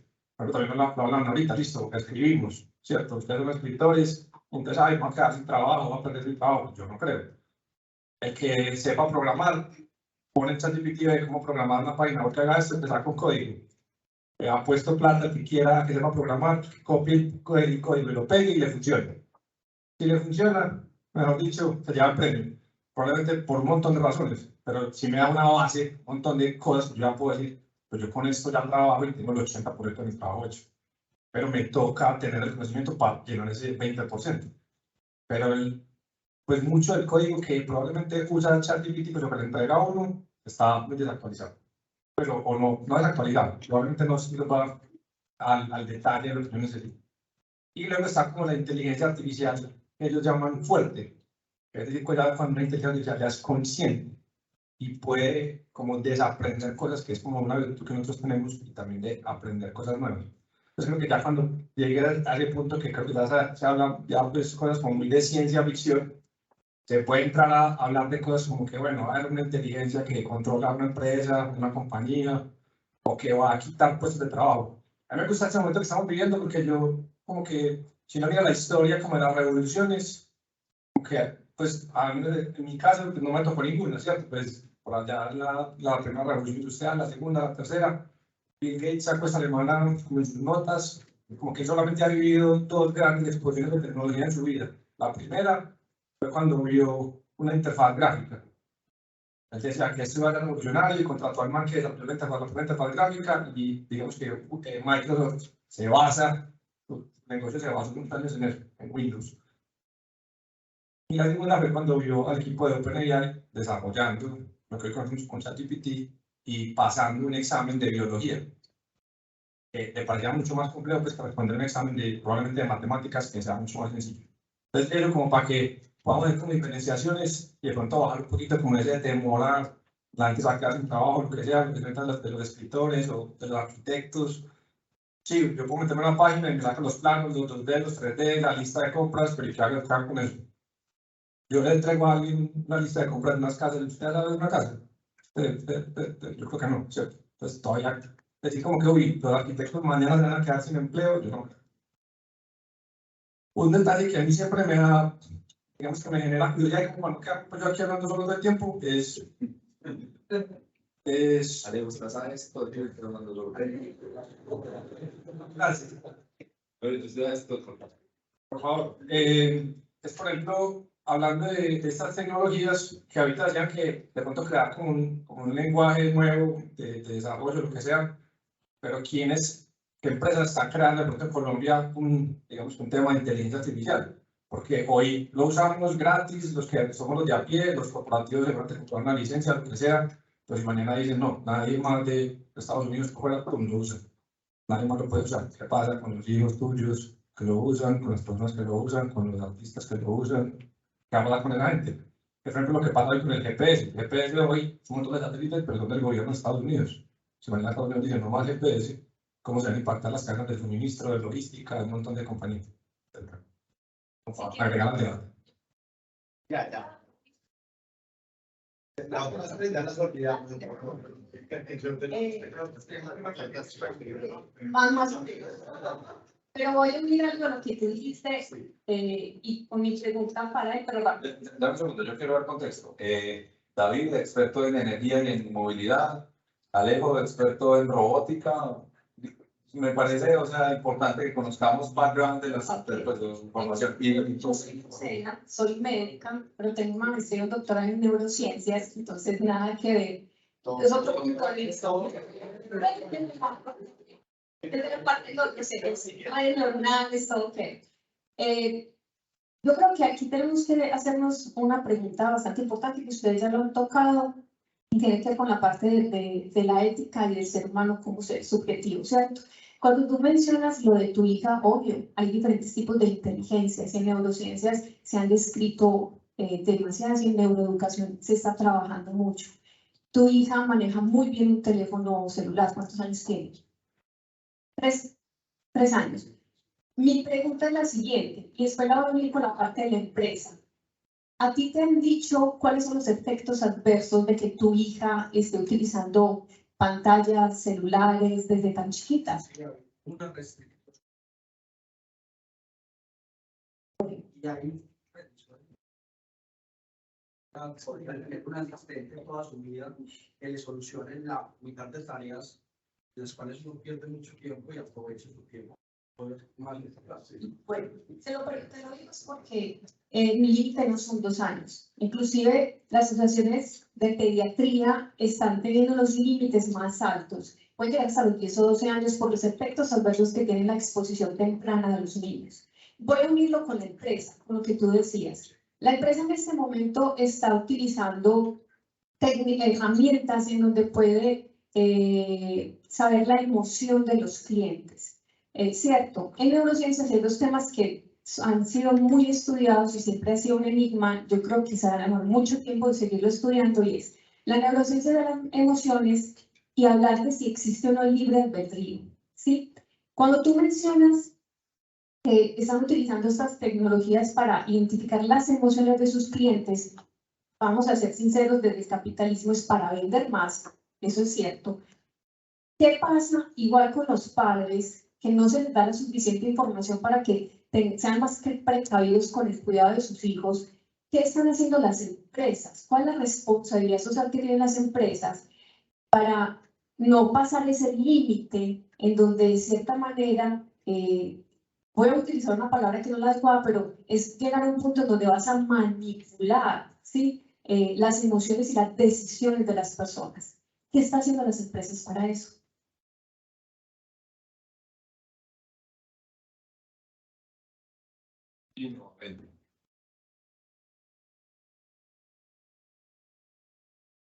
Voy a hacer esa pregunta. Preséntate, por favor. Bueno, yo soy Mónica de Noventa. Pero es muy importante, voy a hacer esta pregunta no como Mónica, la líder de innovación, sino como Mónica, la persona que estudió filosofía.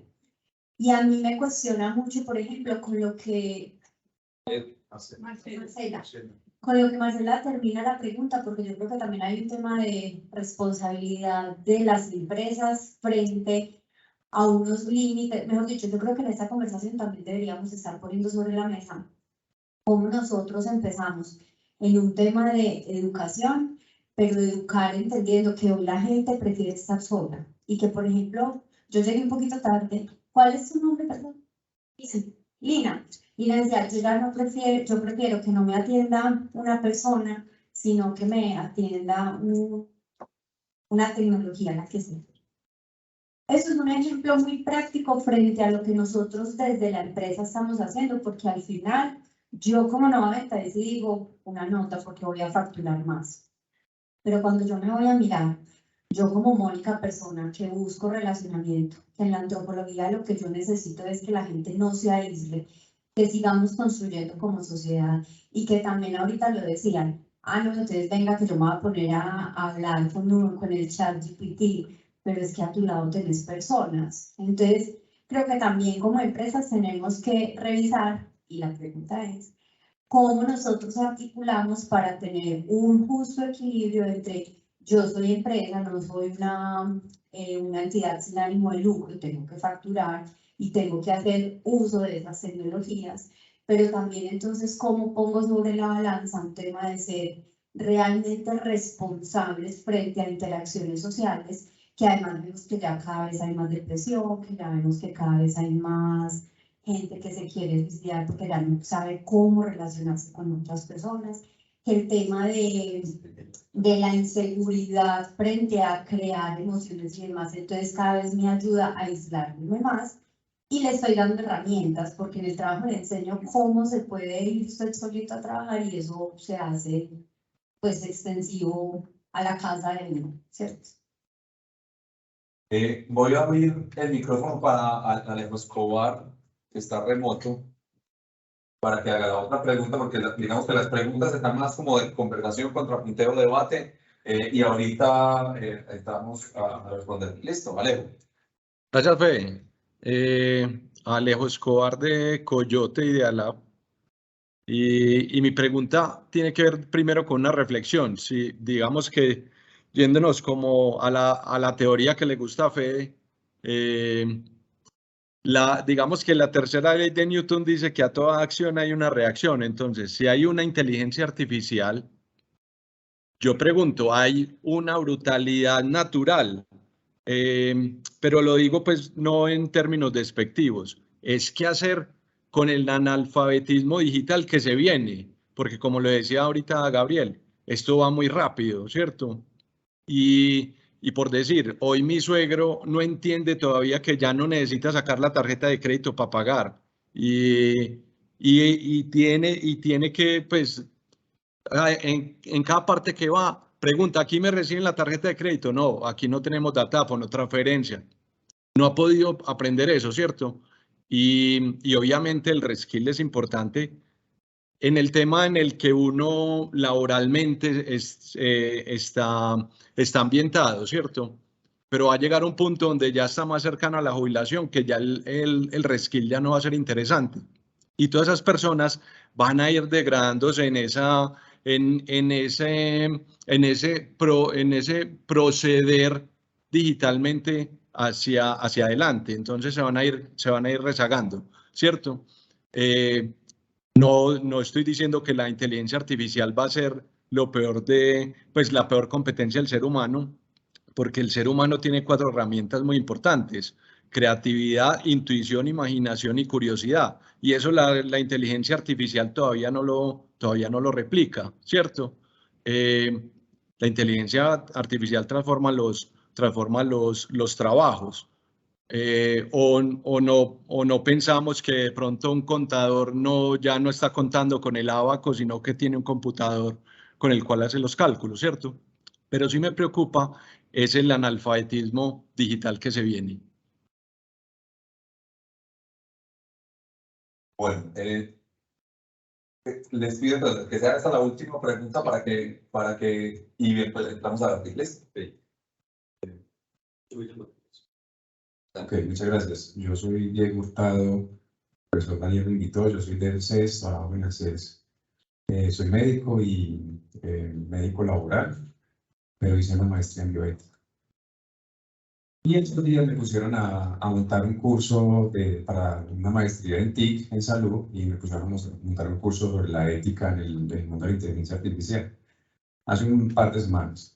Y ahí fue donde empecé a interesarme, pues me tocó a consultar, a buscar, y encontré pues todo esto que se está dando de la inteligencia artificial.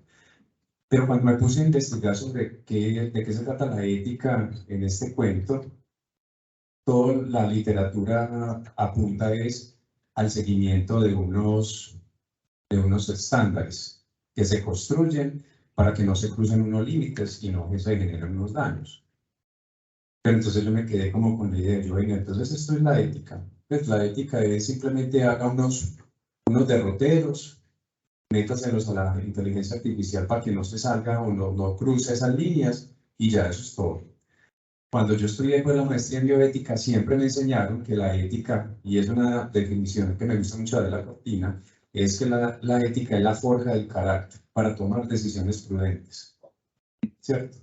Entonces, nosotros somos seres humanos llenos de vulnerabilidades, llenos de miedos, llenos de rencores, llenos de incertidumbre, que somos los que estamos ingresando esos datos, manipulando esa inteligencia para que nos dé un resultado en ventas, para que nos dé un resultado en educación, para que nos dé un resultado en el manejo de las empresas que ustedes hacen. Entonces, ahí me queda como muy inquieto. Yo, en contrario pues, a lo que el compañero decía, que no, a su parecer no era pues, como tan malo lo que va a pasar.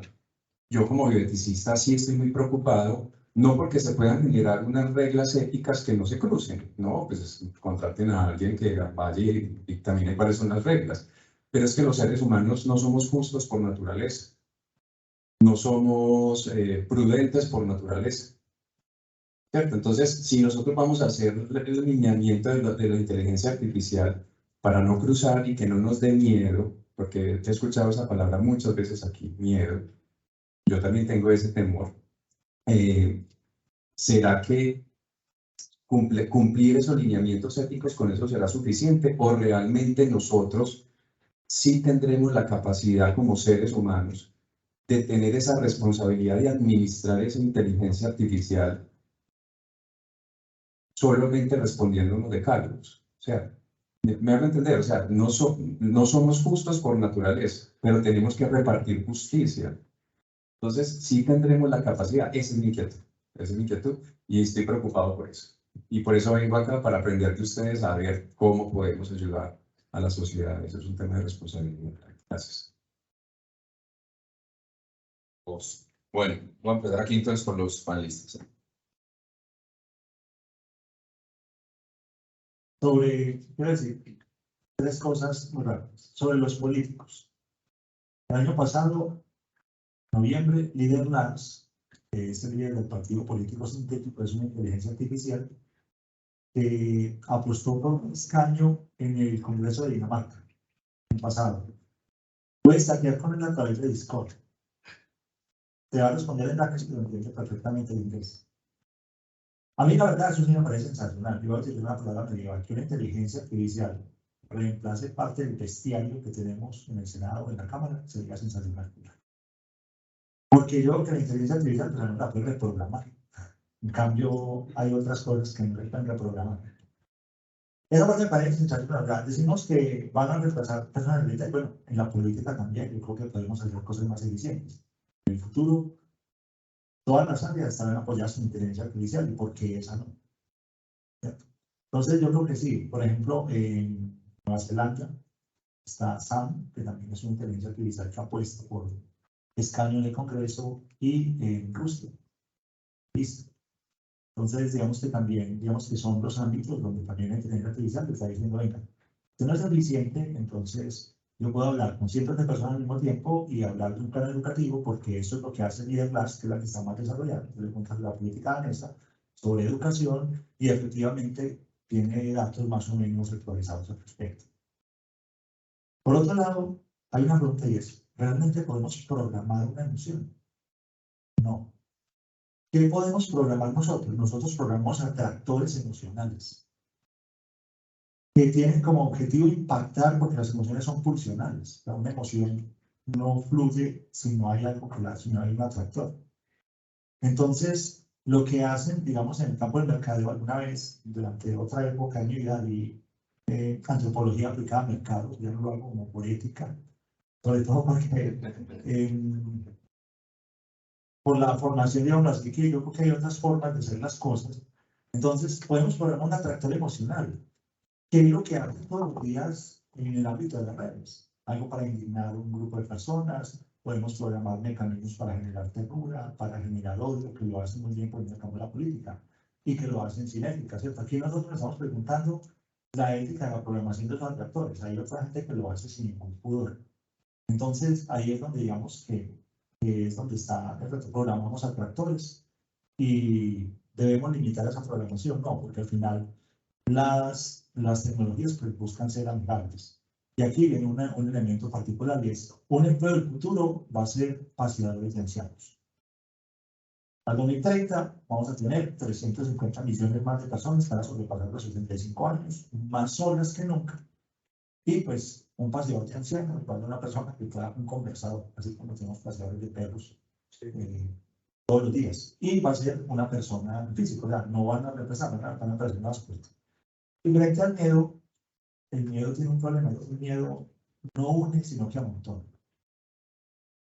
Y el miedo, cuando nos amontona, hace que seamos mucha gente teniendo miedo, pero que nos volvamos proactivos frente a las bondades que también tienen diferentes ámbitos que podemos aprovechar muy bien, sin perder de vista que no hay nada que el ser humano haga que en el fondo no represente ningún peligro.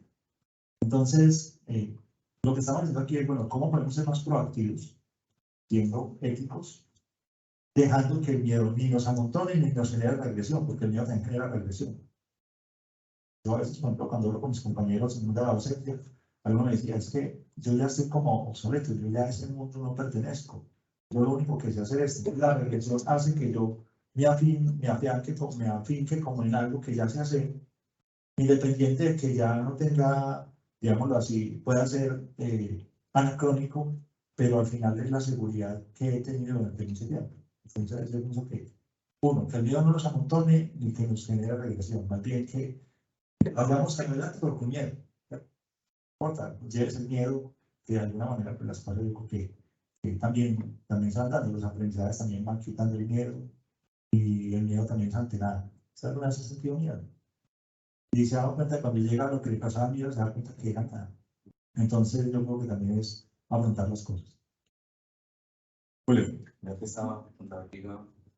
Muchas gracias, Fred. Quería responder la inquietud que estaba muy conectada también con la de Marcela, ¿cierto? Mónica, Marcela, perdón. A ver, la responsabilidad social empresarial no es nueva. Ha existido desde hace muchos años. Se ha orientado en muchos frentes de la sostenibilidad, del tejido social y de otros frentes que ya, digamos, conocemos. Por ejemplo, a través de las fundaciones, que también apoyan las compañías. Este nuevo contexto de la inteligencia artificial también es nuevo para las organizaciones. Ello no significa que no estemos, de alguna manera, buscando crear limitantes o generar responsabilidades sobre el uso de las tecnologías. No voy a hablar propiamente del retail, porque también estamos apenas entendiendo este frente, pero pensemos en esto. La categoría de vinos y licores se ha vendido en los retailers hace mucho tiempo. ¿Qué podemos hacer como comerciantes para evitar que las personas sucumban y se genere una adicción frente a este tipo de productos? Cumplimos con regulación, buscamos que no sea, pues que sea una categoría que solamente se permita vender a un público específico mayor de edad, ¿cierto? Y no está al alcance de todos. Sin embargo, como comerciantes, pues tenemos que buscar que esa categoría también tenga crecimiento, se desarrolle y busque obviamente comercializarse, ¿cierto? También es la razón de ser del comercio. Te voy a dar otro ejemplo. Hoy, por ejemplo, TikTok ya está generando restricciones de uso. Uno dirá, pero está haciendo lo imposible para generar que las personas apenas la usen una hora. No.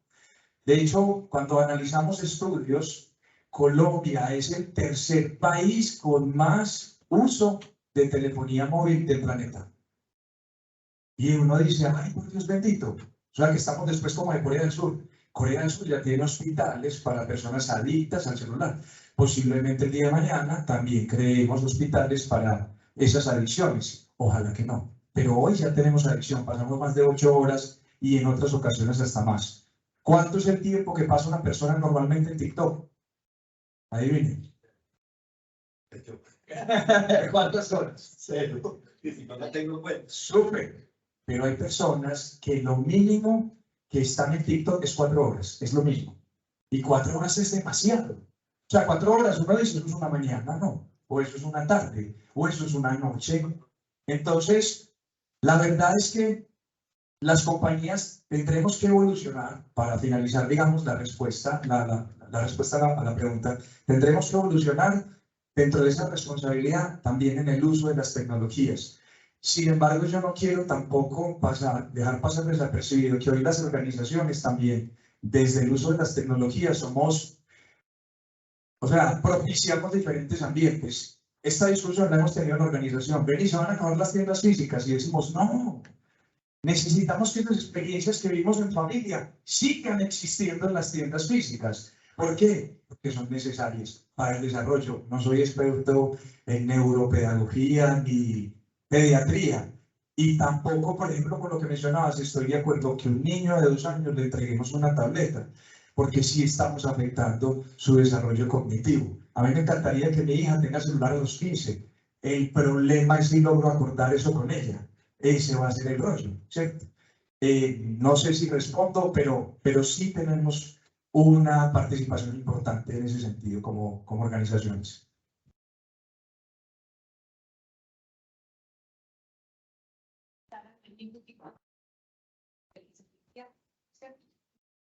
¿Existe o estoy mal? Y la pregunta es si la debería haber. El LCD fue legal ¿cuántos años en San Francisco? 10 años en San Francisco. ¿Y la heroína cuánto tiempo se...? La heroína fue legal. Y vaya desde tiempo criminal. Entonces nosotros somos una suerte de cromañones digitales. O sea, las redes sociales deberían tener una regulación como lo tiene al azúcar le están intentando poner regulación. Ya no la dejan tener en el colegio, pero ¿hace cuánto está el azúcar? Entonces, si no se le ha puesto regulación a las redes sociales y al uso de las redes sociales ahora la inteligencia artificial, yo creo que es cuestión de tiempo para que así como nosotros crecimos comiendo Kellogg's con lecherita y leche y banano y ya no lo dejan hacer en los colegios y agua panela y en vez de comer huevitos con arepa. Antes cuando uno cae en serio, antes mi papá yo manejaba borracho. Un montón de gente manejaba borrachos. Y cinturón y borrachos. Pero porque sin casco, cinturón y borracho y aguardiente para chofer. Porque no, jamás mañones para utilizar una tecnología que se llamaba vehículo en un país tercermundista. Llega un momento en que decimos, no, es que entiéndeme que manejar borracho es como peligroso. Y hoy nos parece un exabrupto que manejamos borrachos. Puede que en 30 años digan, estaban locos como utilizaban las redes sociales. Locos. Miren todo lo que les pasó. Entonces yo siento que también es un tema de un hype de tecnología donde digo, ¿sabe qué? Eso sí hay que regularlo. Así como la gente no puede manejar borracha, no puede consumir tanta azúcar y no puede estar tanto tiempo en redes sociales. Todo se regula. Bueno, no creo que la tabla de todo.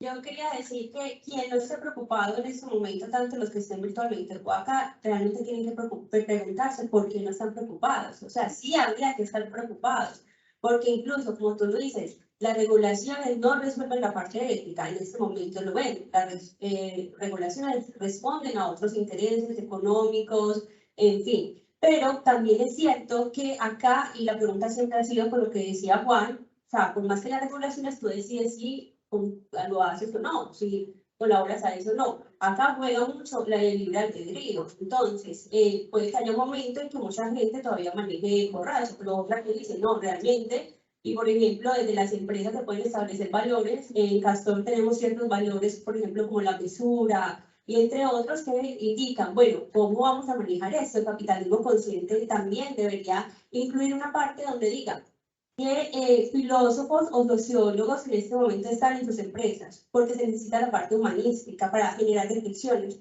Porque acá, en este tema es importante, y desde la filosofía, volver a preguntarnos por la cuestión del ser. O sea, y por cómo el sujeto se relaciona con la verdad. O sea, es como volver a lo básico, a lo más, no sé, principal, etcétera, que deberíamos estar haciendo como humanos. El punto es que sí nos vamos a embrutecer más. O sea, eso no hay nada que hacer. Porque tú mismo lo dijiste. El problema es que el ser humano busca la felicidad. Y la felicidad es una carrera que se pierde. Cuando buscamos la comodidad, ¿cierto? Yo lo he hecho con ChatGPT, he creado muchos tipos de contenido, me ha ayudado, he escrito menos. Y estoy muy contenta por eso, porque en cierto modo,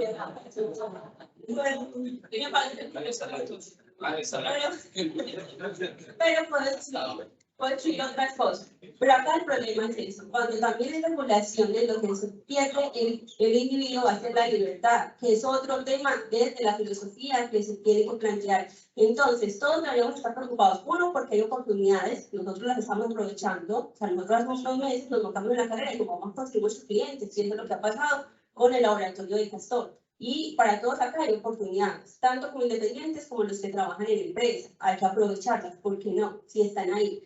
Pero la otra pregunta es, como seres humanos, no como líderes de innovación, sino como seres humanos, o sea, ¿qué vamos a hacer acá? Porque el panorama no se presenta bien, y menos para un país como América, pues para un continente como América Latina. Llevamos la de perder. Estas, por ejemplo, ChatGPT no es transparente. Al principio empezó con transparencia. Hoy en día, esta empresa, OpenAI, no es transparente.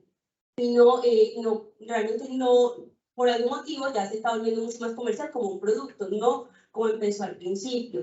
Yo, por ejemplo, empecé a utilizar ChatGPT, me quedé casi todo un día, recogí 100 hojas de citas que me daba, yo estoy haciendo una tesis de doctorado en filosofía, y yo dije, wow, o sea, esto es maravilloso, ya tengo todas las citas en Normal Chicago, bueno.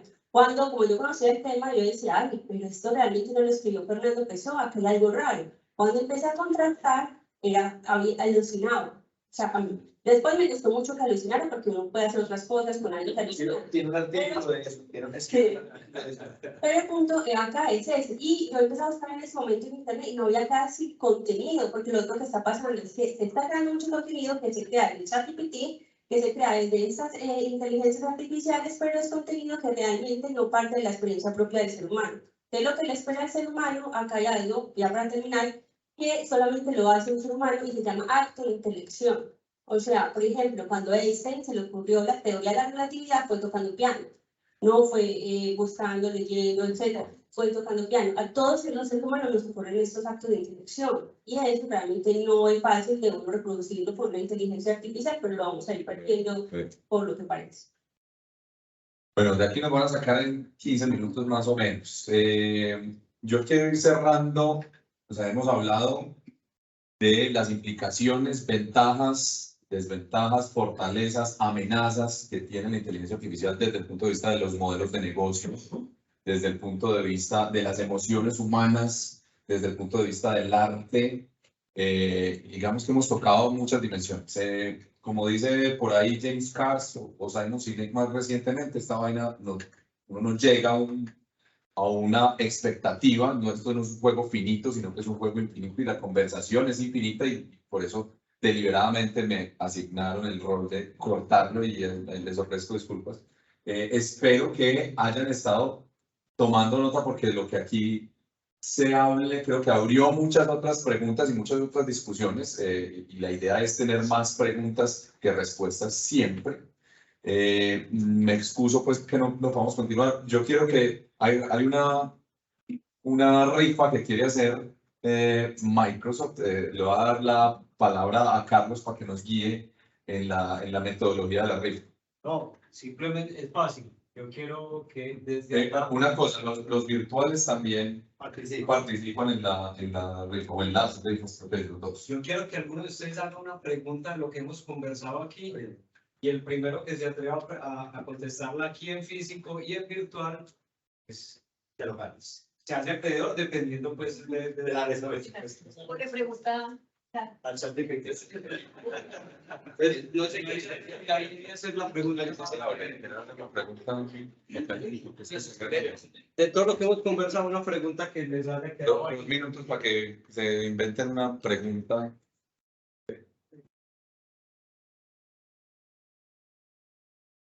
¿Quién se atreve a hacer? ¿Cuántos parámetros tiene GPT-4? 175.000 millones. Bueno, la pregunta es la siguiente. ¿No será que con esta tecnología, con este desarrollo, vamos a tener más tiempo para pasar en sociedad, no para aislarnos tanto, sino como vamos a liberar tanto tiempo, las tecnologías van a hacer trabajos, vamos a reducir la carga laboral, posiblemente sea una opción para pulir el modelo capitalista, ¿cierto? Pero entonces no será más bien que esta es una oportunidad para que nos acerquemos más, para que liberemos tiempo. Ahí se las dejo. Tiene su lado, siempre un papel de la mano. Virtual también tiene que levantar la mano. ¿Quién se atreve en virtual? Están comiendo. Dejan el computador ahí prendido, recuerden. Que no, siempre y cuando hagamos conciencia de un tema que tú también lo decías ahorita que estabas explicando un poquito lo del arte y todo esto, y es reforzar un tema de educación. Porque yo creo que si nosotros seguimos en esta línea donde solamente vamos diciendo incorporemos tecnología, está de moda esto, se va haciendo, se va haciendo, se va haciendo, creo que nunca nos va a generar una posibilidad de entender que la tecnología, inclusive yo creo que se lo escuché por primera vez a Gabriel cuando empezamos a hablar de transformación digital, la tecnología, la transformación digital habilita, pero tenemos que saber qué está habilitando. Entonces, si nosotros no amarramos eso a un tema de educación, yo creería que no va a servir de nada que nos facilite la vida y que tengamos tiempo libre. La pregunta que me levantó primero. Me las notas quién tamiza las respuestas. El juez debe ser Microsoft, que es el que está. Yo soy Edwin Trujillo, yo vengo trabajando con inteligencia artificial desde finales de diciembre y lo que he podido aprender en estos días es que me ha hecho más productivo y me ha liberado mi tiempo. O sea, la verdad, creo que sí. Ahora hay que hacer un uso responsable de eso, porque vamos a tener profesionales que no van a usar tecnología, no van a usar las inteligencias y se van a quedar como están. Están los que no tienen acceso y se van a quedar como están. Y están los profesionales que tienen acceso y van a seguir siendo malos profesionales, pero están los profesionales que van a tener acceso y van a ser mejores profesionales y van a tener más tiempo para sí y para sus familias. Entonces yo sí, creo que sí.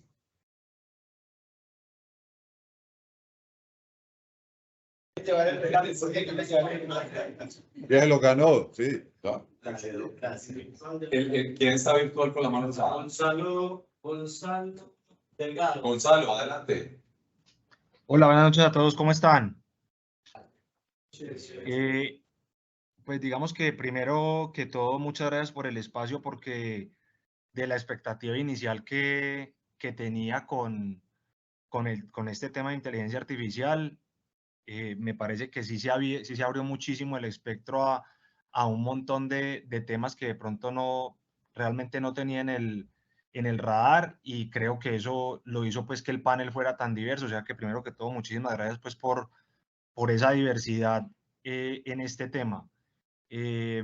Coincido de pronto en parte con lo que decía la persona que estaba hablando, que no sé el nombre, pero me parece que aunque la herramienta nos permita a nosotros liberar tiempo para tener más espacio y más tiempo libre para hacer otro tipo de actividades, puede estar pasando o pueden pasar dos cosas. Una es que eso nos obsesione con la productividad, porque la hiperconectividad nos tiene a nosotros obsesionados con la productividad, y entonces no es suficiente hacer lo que ya estamos haciendo y que ya estemos ganando más con esa inteligencia artificial y todo lo que nos hace y que nos haga ganar más dinero, por poner el tema del capitalismo consciente,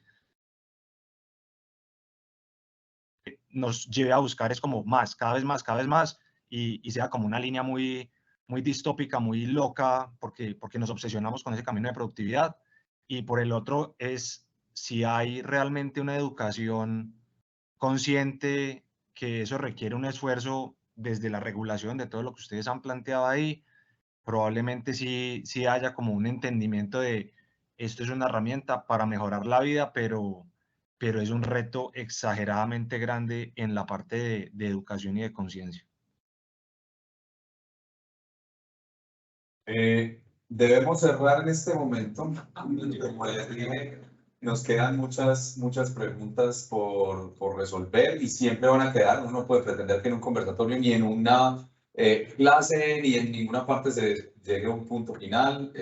Yo quería preguntar acerca de si esto es una singularidad, lo que los futurólogos llaman una singularidad, si esto es la quinta revolución industrial, que parece una pregunta trivial, pero que si las revoluciones industriales han revolucionado todo esto, si esta puede ser la puerta para la quinta revolución y qué implicaciones tendría esa, y entonces cómo se visualizaría una sexta revolución.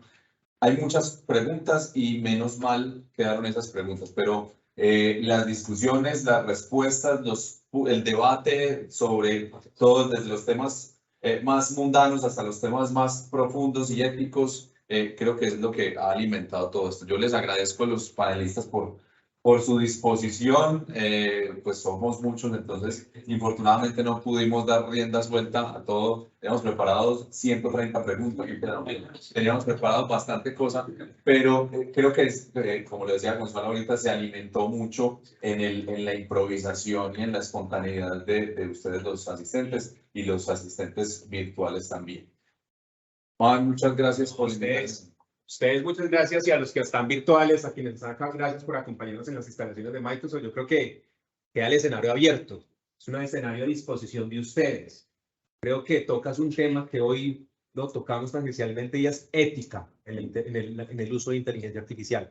Qué bueno que el próximo foro en estas mismas instalaciones sea alrededor de la ética, porque hay muchos temas alrededor del tema. Y un mensaje de Microsoft frente a eso. Nosotros tenemos un código de ética gigante. Ustedes no se imaginan la fila de solicitudes para usar OpenAI. Microsoft ha delegado más de miles y miles de solicitudes porque no están dentro del marco ético. Porque así como hay personas y empresas que quieren utilizarlo con una intencionalidad y un propósito justo, hay empresas y personas que no. Y eso es muy importante. Si yo quisiera resumir y reflexionar algo, es velocidad, intencionalidad, calidad, ética. Muchas gracias por acompañarnos en las instalaciones de Microsoft. Y ojalá se repita, estas son las casas para ustedes. Es más, una invitación adicional. Tenemos una comunidad de OpenAI por ahí andando en LinkedIn. Invitados, a través de Carlos les hago llegar el link. Por favor, gracias. Andrés Carne Res, invitado a Colombia. Pero